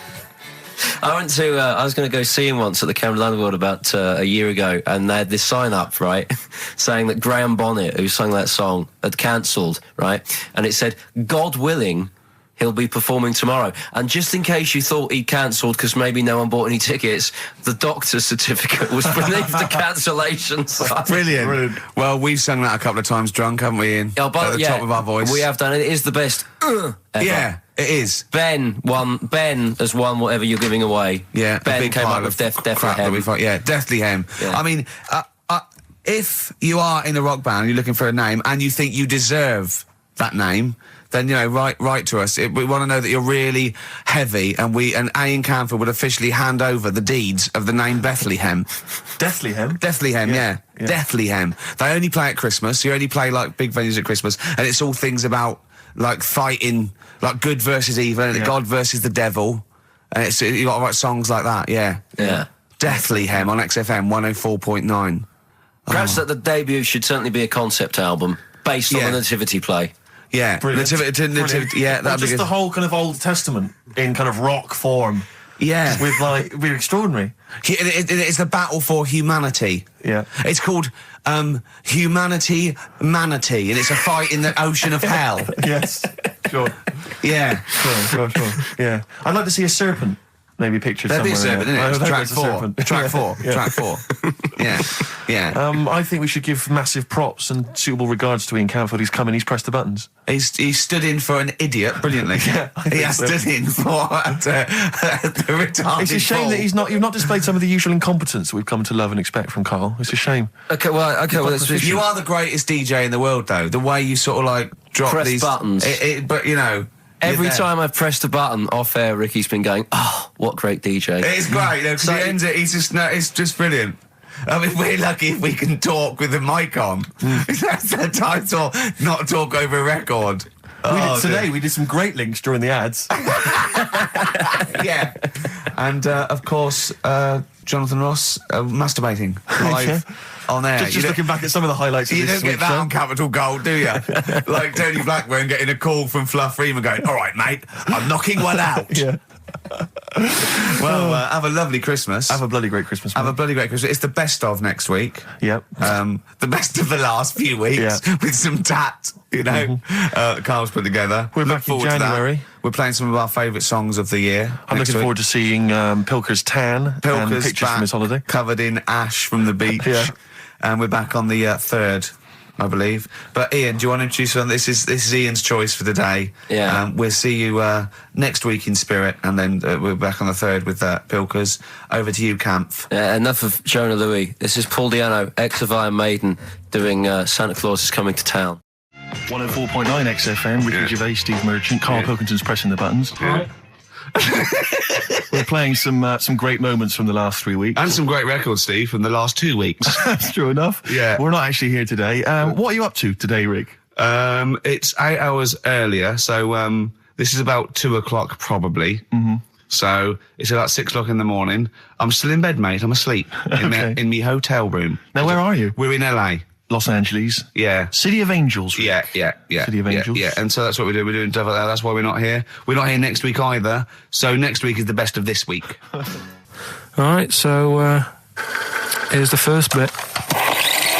You were going to tell us a little story about Just a Volvo past my estate? test, Yeah. my parents had a big Volvo estate, and there's quite a big I car don't to drive. drive. My parents didn't have a car. But I know you don't drive cars, Rick, but it's got a big car to drive if you've just passed your test. It's safe, though, isn't it? It is very safe. That was the thing. Yeah. And I come from the West Country. Obviously, there's quite a lot of windy lanes. around there. You're joking, do you? They have cars there. Oh, here he comes. Blimey, Karl. Learned on a tractor, automatic it was. Do you want me to tell it or not? Oh! Don't give up the accent! Oh no, I'm not worried. Oh, go on. Go on. So I went to this You party. never got him being from the north. Not when he's telling an anecdote. He's never told an anecdote. Oh, yeah, fair point. Yeah, go on. So I went to a party, and I was quite excited because I had the car, I had the motor, and there was a chick heading down to the party that I was like, I had my eye on. And I thought, now I've got a car, and going to the party, it's going to be amazing, right? You glass And eye, various friends had said, like, can we get a lift? I thought, yeah, groovy. Yeah, I'll pick up the chick as well, who's a friend of a friend. Yeah. So cruising down to the party in the motor, the Volvo estate, and there's nothing sexier than that. Slipping a little bit of Billy Joel on the stereo or whatever. Something classic. Go, champion. Exactly. And maybe it was Billy Ocean.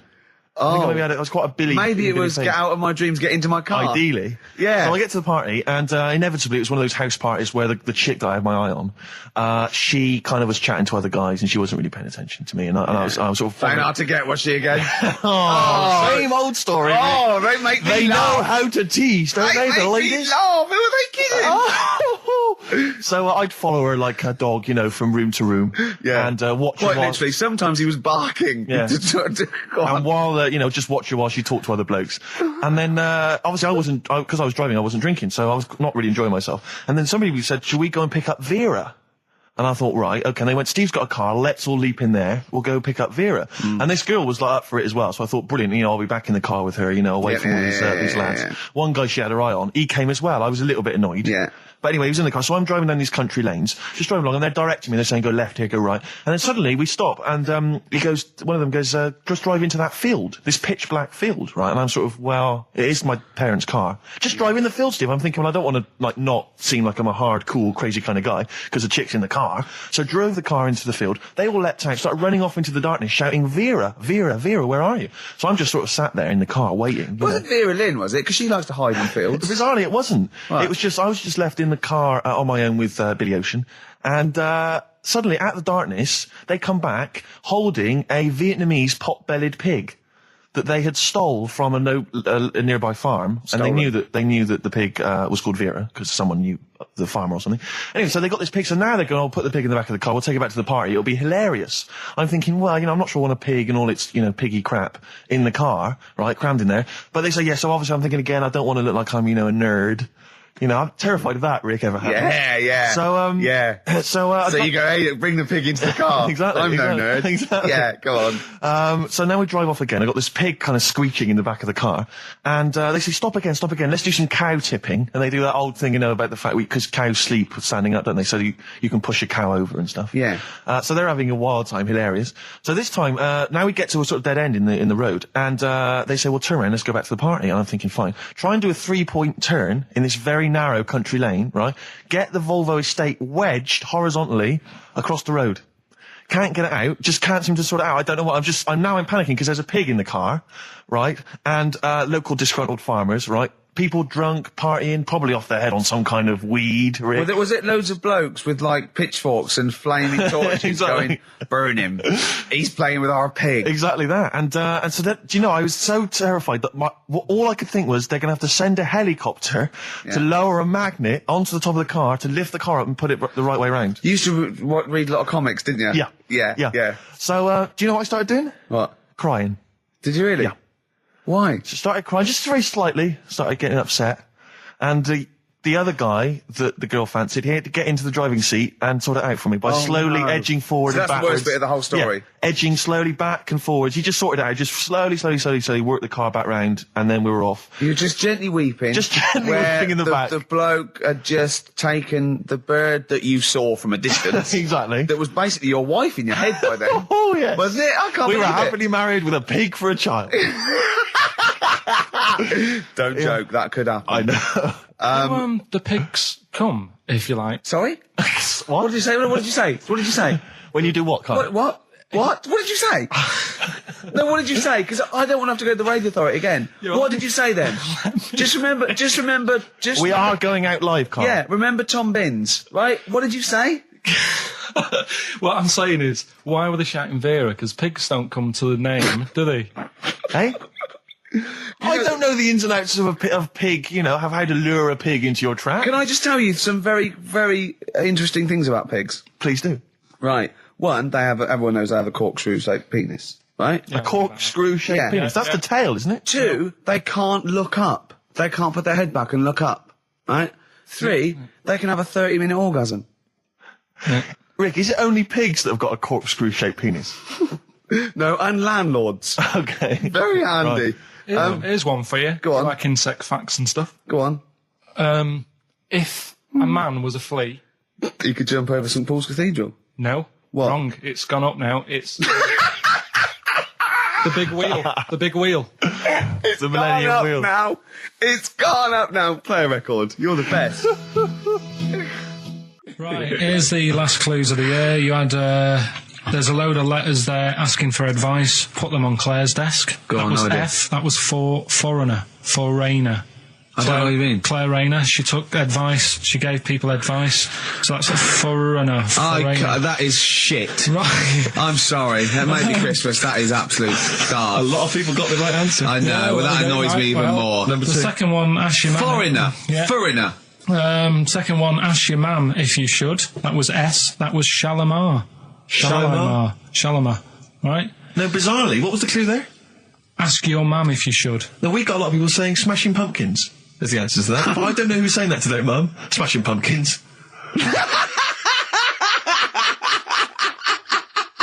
Merry Christmas, Mum. Smashing Thanks very Pumpkins. much. Nice bollocks. Yeah, exactly. Oh, that's great. That's great. Right. Smashing Pumpkins. Your dad bought them for me for Christmas. Yeah. And the last one, Lovely plums. What, my Victorians? Oh, God. right, we've got to wrap it up. Come on, then.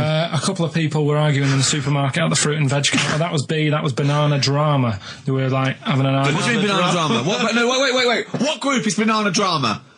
What group is banana drama? So- You're a fool. You're a twat. When you say that, but you accuse Karl of that, you're also accusing lots of the listeners, including the winner, Nicola Rogers, of London, and she wins those great prizes, and she got them bang on, so... Banana drama. So, can we finish there now? Yeah. Yeah, What do you mean? absolutely. What do you mean? Can we finish there now? Just play the ads and go. What? No, what are you talking about? We're going to play Johnny Johnny Johnny River. River all day. Play that then. Goodness me, Karl, look at you. We haven't got time. Merry Christmas, Karl. Merry Yeah, Christmas, yeah. Karl. Enjoy the show, man. Let's give him a little kiss. Oh, little kiss. Oh, no, I with can't. tongues, it's Christmas. No, don't. Stop messing about. Get up! Right, anyway, Rockbusters. Yeah, go on then. I give a cryptic clue Yeah. and a letter, and it makes up a band. He Right? never said the word cryptic a few months ago. I love it. Do you know what I mean? I feel it's like our own little Eliza Doolittle. Yes. Right, even Richard will like this one. Here we go then. First one. There's three of them, Go on. and you email in. If this doesn't turn Dickie round, nothing will. This is an email-only competition. Email only. Right, here's the first one. Initial is B, so it's B. a band starting with B. Okay. And the cryptic clue is, I don't like them birds. They shouldn't be allowed in this area. I don't like them birds. They shouldn't be allowed in this area. Next one. Right, the next one. He doesn't like women, yet he's got a couple of kids. That's a bit weird. Is that a cryptic clue, or is that just Is that just a thought a you've general had? point? Is that That's the cryptic clue. Okay. And the initials there are PD. Okay. And the last one. Oh, got that one. That's terrible. That's terrible. Okay, quickly. Oh, God. And the last one is that bloke who does. Come on! It's making me laugh. Come on, Karl. Be professional. Right, the last one. Right.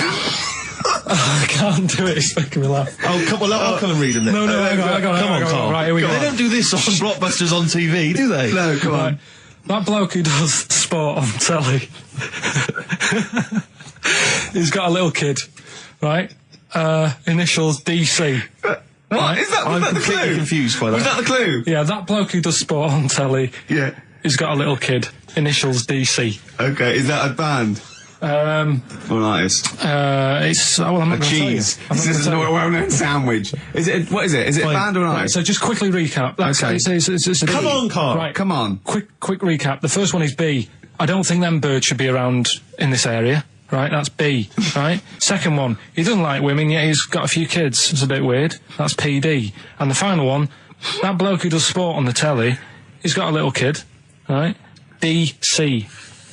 All right, and it's ricky.gervais@xfm.co.uk if you want to enter for Hellraiser. Oh, I'll tell you what, continue to to do a little theme of like some old stuff people haven't heard of. If you're under 30, you probably never heard of this band. It's also a new thing I want to introduce. It's Show Up Camfield. Camfield talks the talk, he doesn't walk the walk. He doesn't play some rock classics on his show because he's scared. I'm going to play the tracks that Camfield's too scared to play. This is Kansas and Carry On Your Wayward Son, alright? Placebo. Bitter End on XFM 104.9. This is pre-recorded. We recorded this a couple of weeks ago, before Christmas. Hope you had a great Christmas. If you didn't, not our fault, really, is it? Nothing to do with us. Wouldn't have thought we'd have. We're the time because we've got plenty of cash now, thanks to a lot of you who probably bought the Office DVD. Yeah, probably got and that if you in haven't stock. yet, and you've maybe got vouchers or money, still available. Still there in the shops. Still available. You can still make it the best-selling DVD of all time. Please. Please do. Yeah. Please do. I'll tell you what you want to hear though before you make your mind up. I'll tell you what, if you like this next clip, go and buy the Office DVD. I think you will. It's a brilliant clip. It's the one where we talk about, well, it is self-explanatory. Yeah. Badly Drawn Boy on XFM 104.9. I'm Ricky Gervais, with me Steve Merchant and Karl Pilkington. I'll tell you what, the Sony's then. Oh! This Thursday at the Grosvenor House Hotel. Yeah. Everyone in radios, anyone has entered their show in different categories saying, they get it down to, Winners this year included the brilliant Dominic Mohan, former showbiz editor of The Sun. Lots of people won. Lots of people won gold. Lots of people won silver. Lots of people won bronze. We didn't get a sausage. Nothing. This show was deemed not worthy of anything. I mean, not a look in. The panel looked at it and said, well, no, definitely It's not radio. Didn't get a vote. See, that annoys me on so many levels. Let me tell you, one, right? I've never complained about losing an award, okay, ever. Yeah, mainly in TV. I know we've won a lot, but we've been beaten by Peter Kay. Good luck to him. He's brilliant. Beaten by Phoenix Nights, the sitcom. A lot of people like that more than the Oscars, vice versa, right? No qualms. But the shoddy shite that I heard that night beating us, I was furious. I don't understand. There's people regional. It sounds like hospital radio, right? I shouldn't even be on XFM. I thought, it's beneath me. Yeah. And I thought, well, give them a hand, right? Let's show them. And I want to know who the panel was as well. I do not believe it. How can they I was looking back over some of the shows, right, before I go, Karl, and I've just done a little excerpt of, a trailer of what we do, what we're about, and I don't know how the panel could overlook this. Play a bit, Karl, please. Shaking her muff, minge and tits around does not make her a hoe, then what does? These kids at school with big heads. Carl, what are you talking about? Shut! Oh, my name is Holy Fuck. Right, Yeah. there's this monkey that was on a train station. Right. What if you mean cock to mean penis? It was my Down syndrome son. Oh, chimpanzee, that monkey news. So we've still got monkey news coming up. You're an idiot! You know what I mean? That's, to me, quality broadcasting. I don't know how they can say that isn't worthy. That's what we sent in to the Sony people. They listened to that. How they didn't think that was dynamite stuff. It doesn't make sense. Actually, I've been thinking about this since Thursday because I've been a little bit down in the dumps. Yeah. What I think it is that with the TV show, the TV stuff we've done, Rick, we put a lot of work into that. Yeah. We get the script, we got the script, we Yeah. spend a lot of time on it. What this show is about, it's very much about spontaneity, it's about our personalities, and I don't think we're ever going to win an award for our personalities. I think that's where we're going Do you know wrong. what I think? I think that when we're together, we're the auteurs of The Office and, and we're strong on it, and we're just two, we write it, we direct it, Yeah. we cast it, we even worry about the font and stuff on the, we do everything. There's a weak link in our midst, I think. On the radio show? Yeah. Right, well, I'm just trying to think what the common factor is, because on the award-winning TV show, it's just you and I. Yeah, I don't know. Well, I'll tell you what, can we play a record and let me think about this, because there must be something There's got to be a factor. that isn't in The Office that's in this, that means that The Office is award-winning and this is a pile of shite. It's interesting. I mean, I don't think our number one fan, Dickie Anderson, Richard Anders, was on the panel, although he here has emailed in. He's got a couple of thoughts as to maybe why we What is didn't. Dickers doing, man? Dickers says, commiserations on not winning a Sony. I can't believe you didn't win, naturally.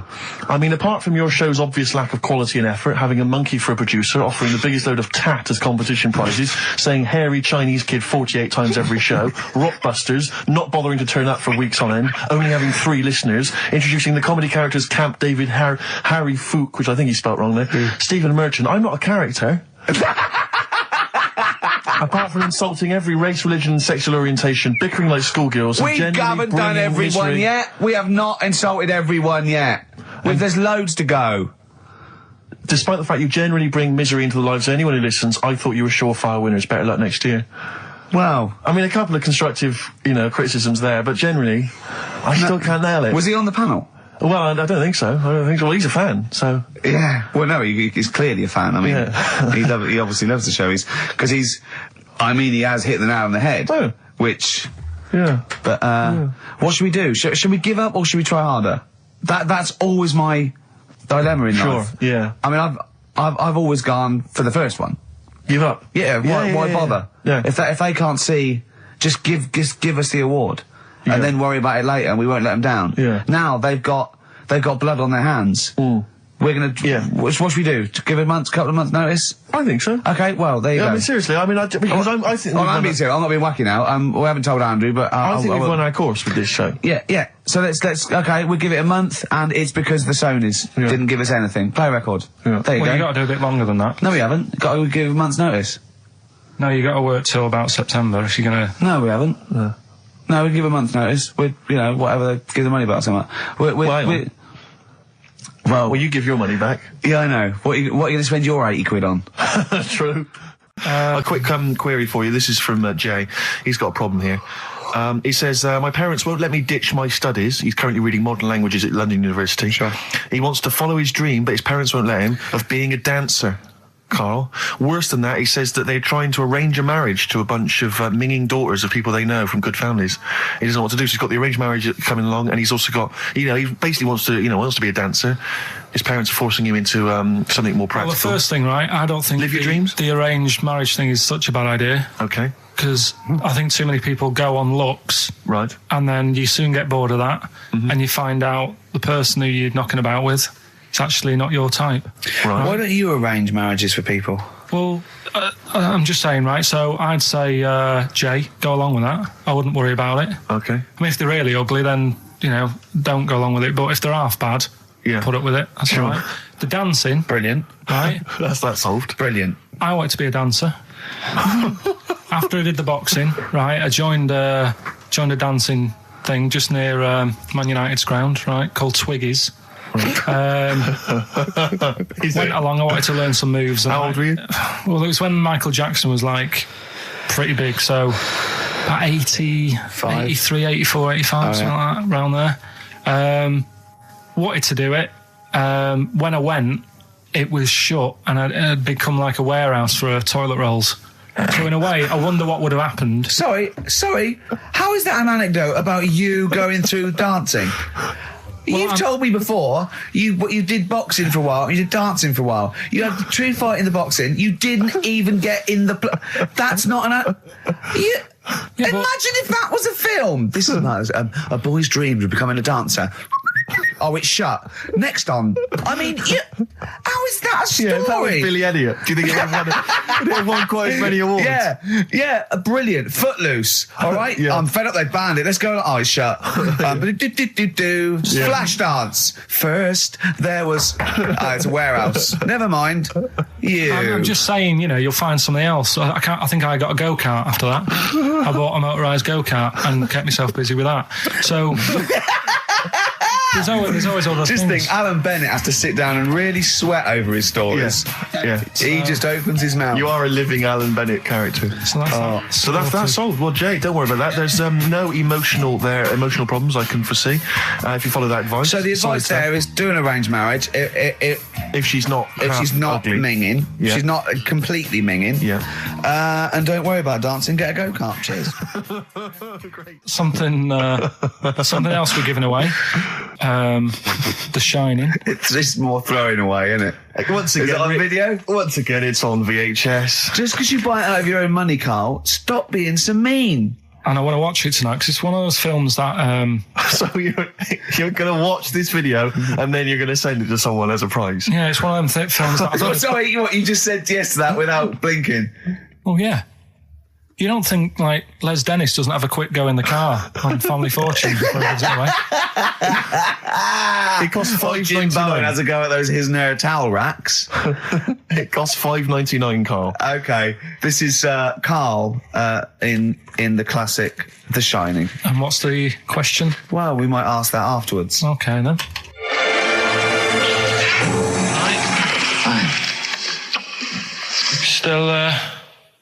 Still trying to write the book then? Yeah? Yes. Good. Funny, someone told me the other day, weird thing about a typewriter, the top row of letters, the longest word you can write his typewriter. I'll just show you. That's weird, isn't it? It's just the typewriter being. You're not in the mood, are you? You're in one of those grouchy moods again, like you get into when you're writing. I'm not being grouchy. I just want to finish my work. Yeah, just being a bit funny, a bit offhand and that. Let me explain something to you. Go on. Whenever you come in here and interrupt me, you're breaking my concentration. You're distracting me. And it will then take me time to get back to where I was. Understand? Yeah, but I just was coming in to try and cheer you up. You know, if you... I mean, I'm full of ideas as well. You know, if you're having a problem coming up with stuff, got loads of ideas you could write about. The other day I read about this airy Chinese kid. What do you want me to do about it? No, it's just that it could make a good book. Do you know what I mean? Sort of following round. That's swell. Well, I'd buy it. You know. But if you don't want to know, don't bother doing it. But do you know what I mean? It's just airy Chinese kid. It's weird because they're not normally that airy over there. Yeah, this kid caked in it. But if you don't care, I wouldn't touch one hair on his goddamn little head. You don't have to touch any hair on his head. Like I say, he's covered. Leave the head alone if you want. Touch his hands. He's totally covered in it. But I love the little son of a bitch. Well, don't go that far. You haven't met him, but I can sort it out. I'd do anything for him. I don't think you'd expect that much. Just take him to the barbers 3 or 4 times a week. You know, he's a good little kid. In fact, I'll do it. I think I'll write a book on him. Yeah? How do you think you can handle that? Yeah. You're not too busy, are you? Well, yeah, I'm pretty busy. I've got to sort out some monkey facts for the show this Saturday, but I reckon I can still... Why don't you start right now and get out of here? All right. I will. If you're going to be like that. Couldn't borrow a pen, could I? See you later. There you Haunting. go. Haunting stuff there. Karl Pilkington in The Shining. You know, in the film, Jack Nicholson goes crazy because the suggestion is he's maybe possessed by demons that maybe are in the hotel. But, you know, if I was stranded in a desolate hotel, removed from all human contact with Karl, I'd go mental with an axe without being possessed by demons. That's more chilling to me, trying to get some work done and you keep wandering in. I'm trying to get Karl to spend a couple of days in the caravan with me, just for the head of it. And he won't. I've offered him money, won't I? I think it'd be a great laugh, won't it, Karl? Oh, yeah, great. That would be terrifying. No, I want to film it. I just want to film it. Like a little video diary. There's Karl there, he's just waking up. Well, if I was stranded in that would be like being... I may as well be with Freddy Krueger and Jason Voorhees. That's more scary. The thing is, Ricky doesn't mess you about as much as he messes me about. No, you see, you've given him an inch. You've given him an inch and he's taken a yard.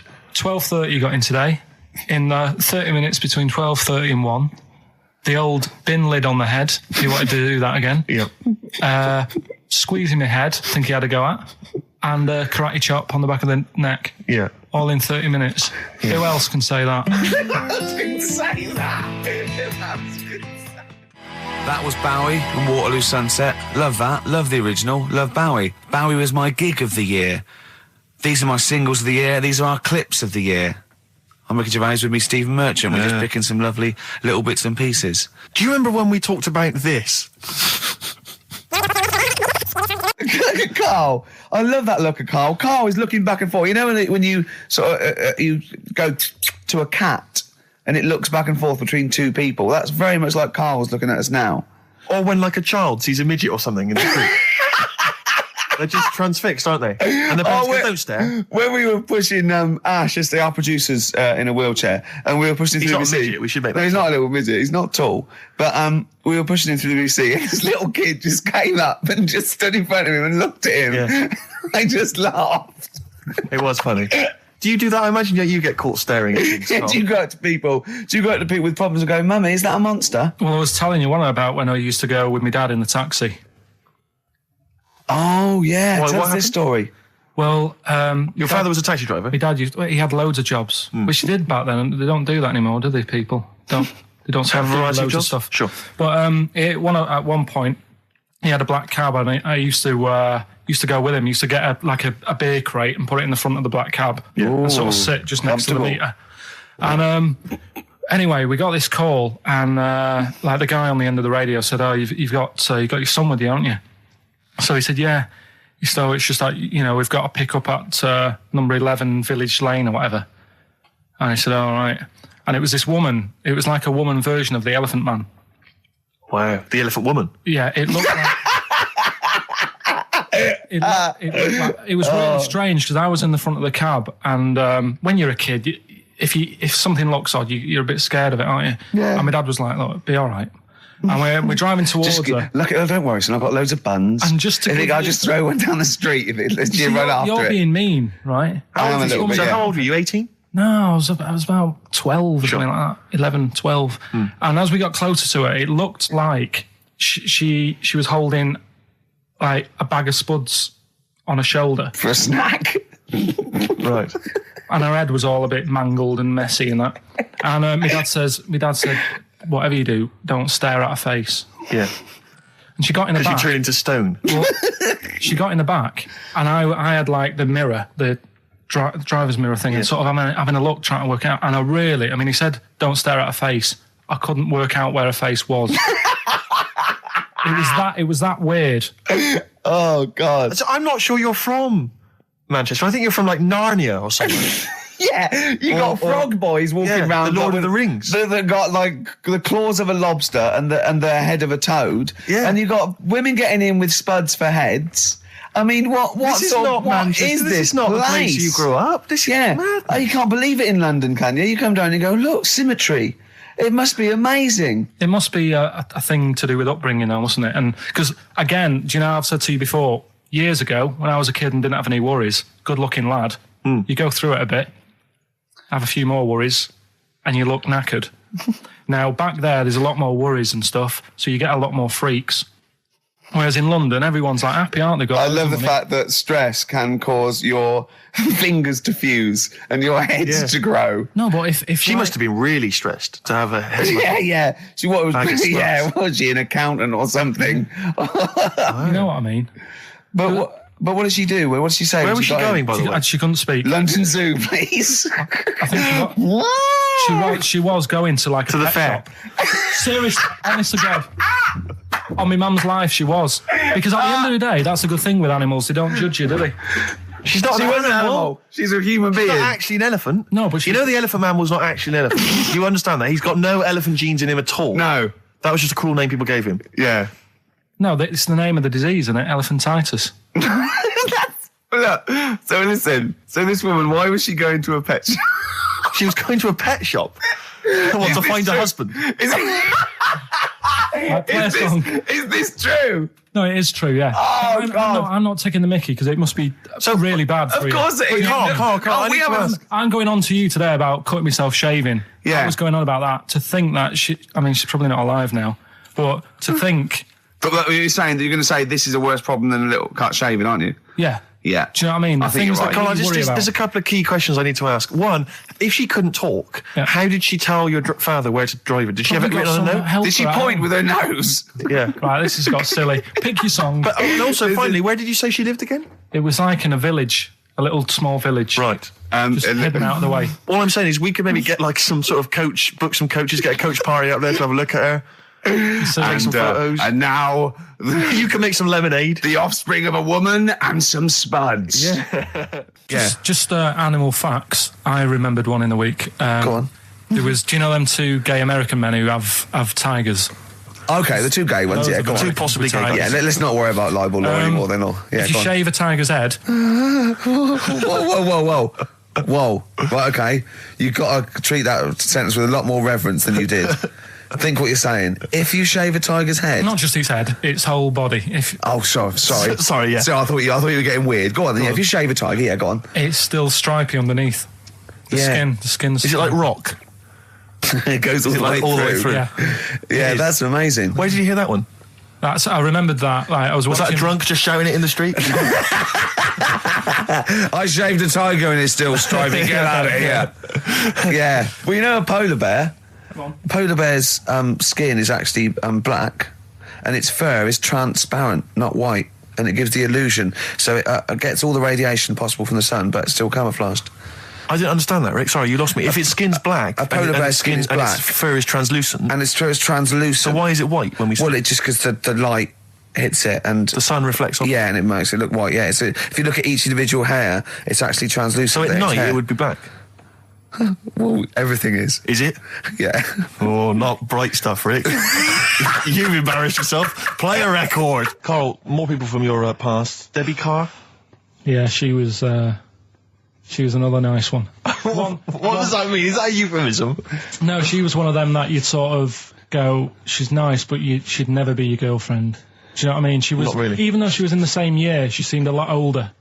Right. And like, wasn't a teacher, was it? There was 3 of them who all hung together, and they seemed to hang around like the older kids, the ones who looked like men. Do you know what I mean? What did you look like then? Well, it's just that I had youthful sort of looks, whereas like the older ones had like beards and stuff.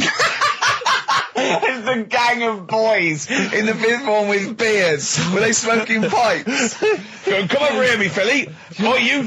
Oi, Debbie Carr, come over here, you little beauty. No, but she was like... I love that. Hanging around with beards. There's the big boys. Oh, fishing. That's lovely beards. What do you I mean? can see a whole row of George Bernard Shaws. Brilliant. How do you do in history, boy? Think on E. You're an idiot. Oh. They were like, I'd be there sort of punching people in the arm. Oh, that's a great game. Oh, I love that, punch people in the arm. Is that part of the Olympics now? it's I think it was exhibition this year. Right. But it's going to be a pro next year. It's going to be the Winter Olympics because you've got to do it in just a cap sleeve shirt in winter. Yeah. So you're playing that? She, but whilst But she didn't appreciate that. She used to go, ow! No, I always think whilst I was doing that, they were like the Charlie's Angels and they'd be sorting out a mission somewhere. Because they were really like, there was something about them that you thought, they're special. They were private detectives. What do they work for a man they never see? Okay, well, here's a name I'm interested in because, let me just tell you the name first. Adam Clifton. Oh.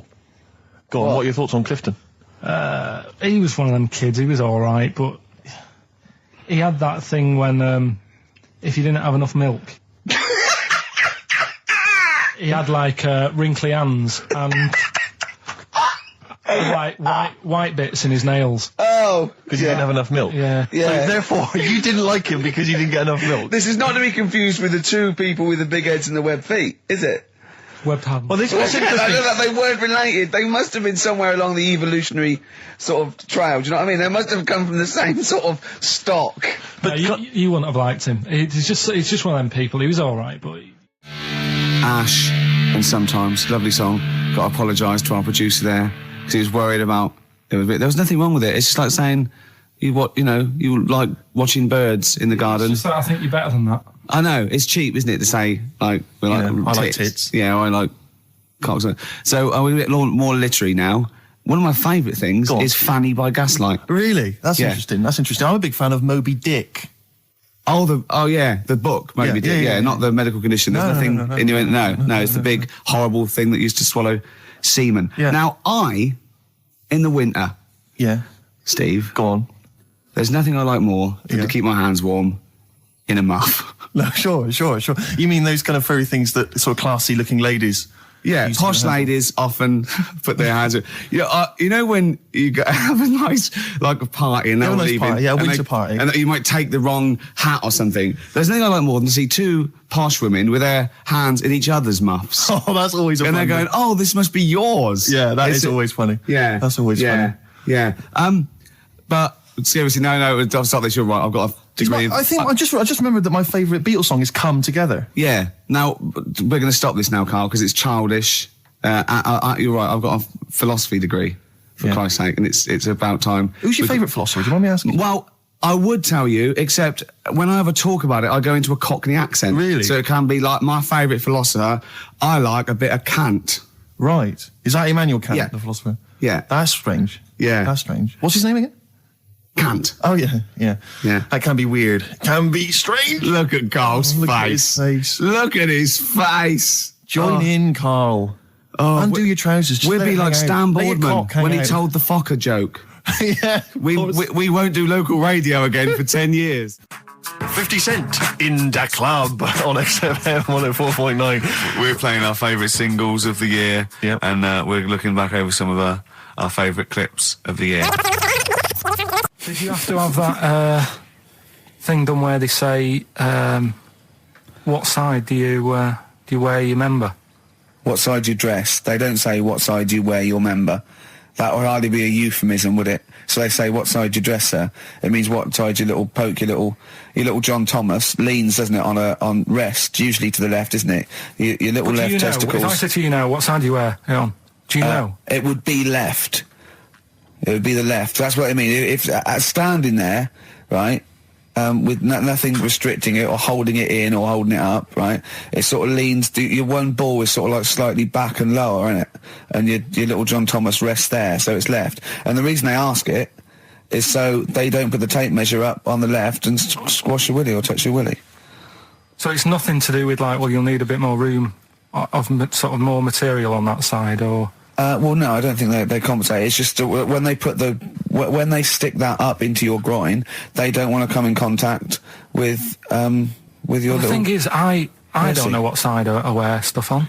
I just sort of pull my pants up and wherever it wants to go that day. But maybe it's not big enough to sort of make any, real decision. But like now, I'm sat here right with my jeans on. I don't know where I am. Well, that's clear from hearing you talk. No, but what I mean is, if a fella said to me, "What side are you? What side's your member on?" Member. What is this the use of the word member suddenly? I'd go. Well, it's not. It's usually not appropriate. And also, I imagine in the old days they had big baggy pants. They used to sort of like hang down. And now, like with those stretchy boxers and briefs, it's sort of held up in a nice little, neat little parcel, isn't it? So it's probably not appropriate. It doesn't come in contact with your little snake. So, Did you ever? What have you ever heard that? Are you telling me a tailor has asked you that and you went, "What do you mean, mate?" No, I've never. I've not really had one made to measure. I had one made when I was a kid, but since then I've sort of bought a suit off the hook. But when you were saying about buying a suit, I know that question sort of crops up, and I don't know what the answer is. It just annoys me the way I don't know. There's no surprises anymore. Do you know what I mean? People know. What do you mean? He's going to go, right, I'm going to measure you now. Which side shall I measure? Go, well, pot luck, go on, have a look. Right, there you go. Oh, you got it. You checked me up. What do you mean there's no surprises anymore? What are you talking about? Everything you say is a surprise. Everything you say, every opinion you have is a surprise to me. What I mean is, why aren't people just happy just to go, well, depends, doesn't it? I'll just pull the pants up wherever it wants to go. I'm happy. What do you mean? Why is this such a big issue? But Karl, when they ask you this question, they're not making a note of it somewhere. It's not statistical research to find out what the kind of common leaning is. It's a question so he doesn't touch it when he's using his tape measure. Just be careful. But he is being careful by asking the question. But what's wrong with him touching it anyway? If he's, I mean, it's only a slight. Fair enough. But if he just sort of, knocks it a little bit, you can just go. Do that again? To me, it's the same as the prostate thing. It's just happening all over again. But a doctor doesn't go, what side's your arse on, sir? Trying to avoid the arse. He wants to go, he knows where your arse is and he's aiming for it and he wants to get it up there. He's aiming for it for a good cause. This little fella's going, well, I've got to measure his leg. I don't want to touch the knob. I'll just ask him, sir, do you mind telling me where your cock is so I can avoid it? It's a big difference. But like I'm saying to you, I'd have to have a look first to let him know. I don't know where it is now. I don't know. It could be the left, could be the right. Are you telling me you don't know where your knob is without now? looking? Well, what do you mean without looking? How could? Well, you're saying it as if like. Should we have a guess? Well, have a look and tell us where it is. And what are you wearing? What sort of pants are you wearing? I've got my jeans on. But you got pants on underneath them? Yeah. What are they? Briefs or boxer shorts? Boxer shorts. Boxer shorts. Well, it's probably free, but the jeans are probably strict in it. I think it's probably either in the middle, dressed in, or just slightly to the left. Have a look. We'll tell the listeners after the break where's Karl's knob. It's a good competition. Oh, brilliant! We've got to send this to the Sony Awards people. Well, big question. Where was Karl's knob? That's what people have been hanging on for. Yeah. Where was it? Well, I can't believe people have been texting in. Hey, guessing where it is? People saying, is it in the middle? Is it in the left? Cost them 10p. Cost them 10p to find out. Just wait. I'm going to give out the answer. You don't win anything. Right? Like, strike it lucky. Right? Bottom or middle? Right. It was to the left. Oh! Yeah. I went with the right. That's annoying. See, I thought it would be to the left. If not, maybe if it was all scrunched up, sitting down on your lap, right, it might just pop up to the middle. Just pop out. Like, you know. Well, next week we'll be finding out where yours is. Where's Ricky's bollocks? So we're looking into animals that we get rid of. I've spoken to someone about snails. I've spoken to someone about jellyfish and that. And looking at cockroaches today. She's an expert. She's just not just some random person. No, she works in a museum, a good museum. I said I'd give it a plug. It's the one near Knightsbridge. It's got dinosaurs and that in it. It's worth seeing. Natural History Museum. Yeah. So, it's not sure. He's not sure. This is what happened.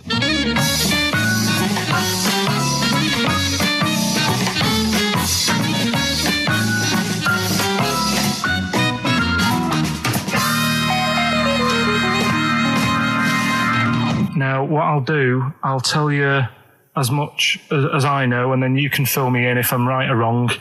And then at the end of it, we'll get to the bottom of whether we need them or not. Okay. All right. So, first of all, the first thing that I found out is that they have 18 knees. That's not exactly possible. They're insects, so they have 6 legs. Yeah. And a knee is usually the junction between femur and tibia. That's sort of classic human knees and every other animal knee. So with 6 legs, you can only have 6 knees. Could somebody sort of got mistaken for seeing one that was a bit double jointed?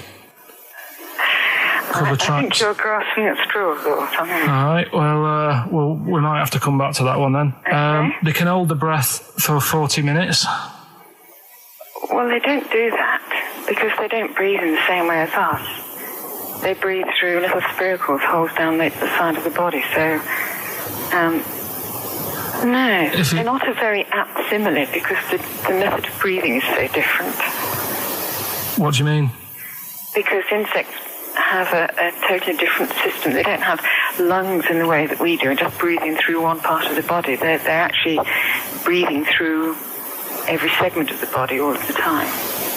So even though they've got their mouth shut, they might be able to slide. Nothing to do with breathing. So only just feeding.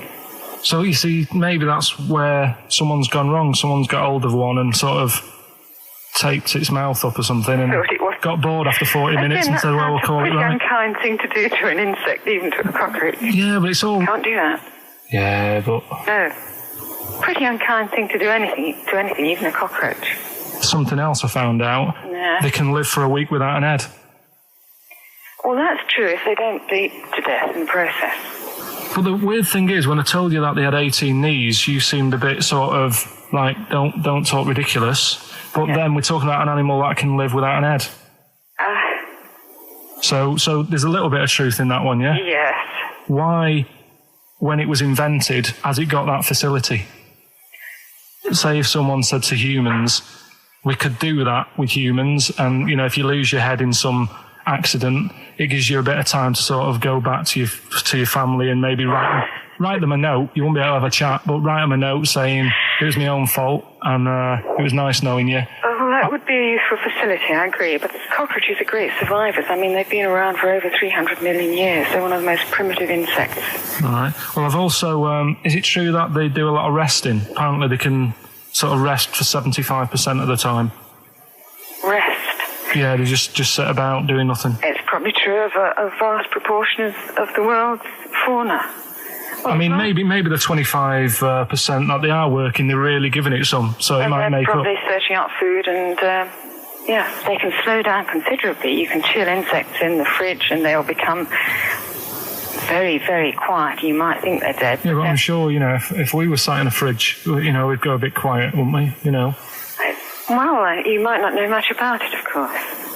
Yeah, but... You're not quite reading the right sources. Well, I've been using the internet. I'm sure there are many useful sources that you could find there, but some of those seem to have been a little misleading to you. So you don't agree with a lot of what I've told you there? No. So cockroaches, can we get rid of them? No. So we're keeping them then? I I would say so, yeah.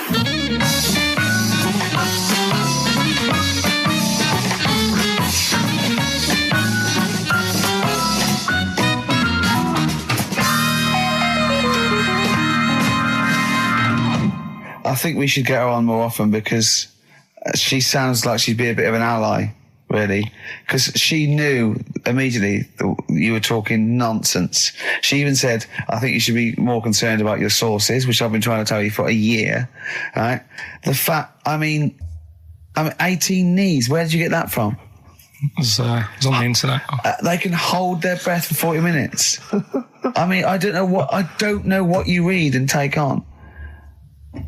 Mad world, don't it?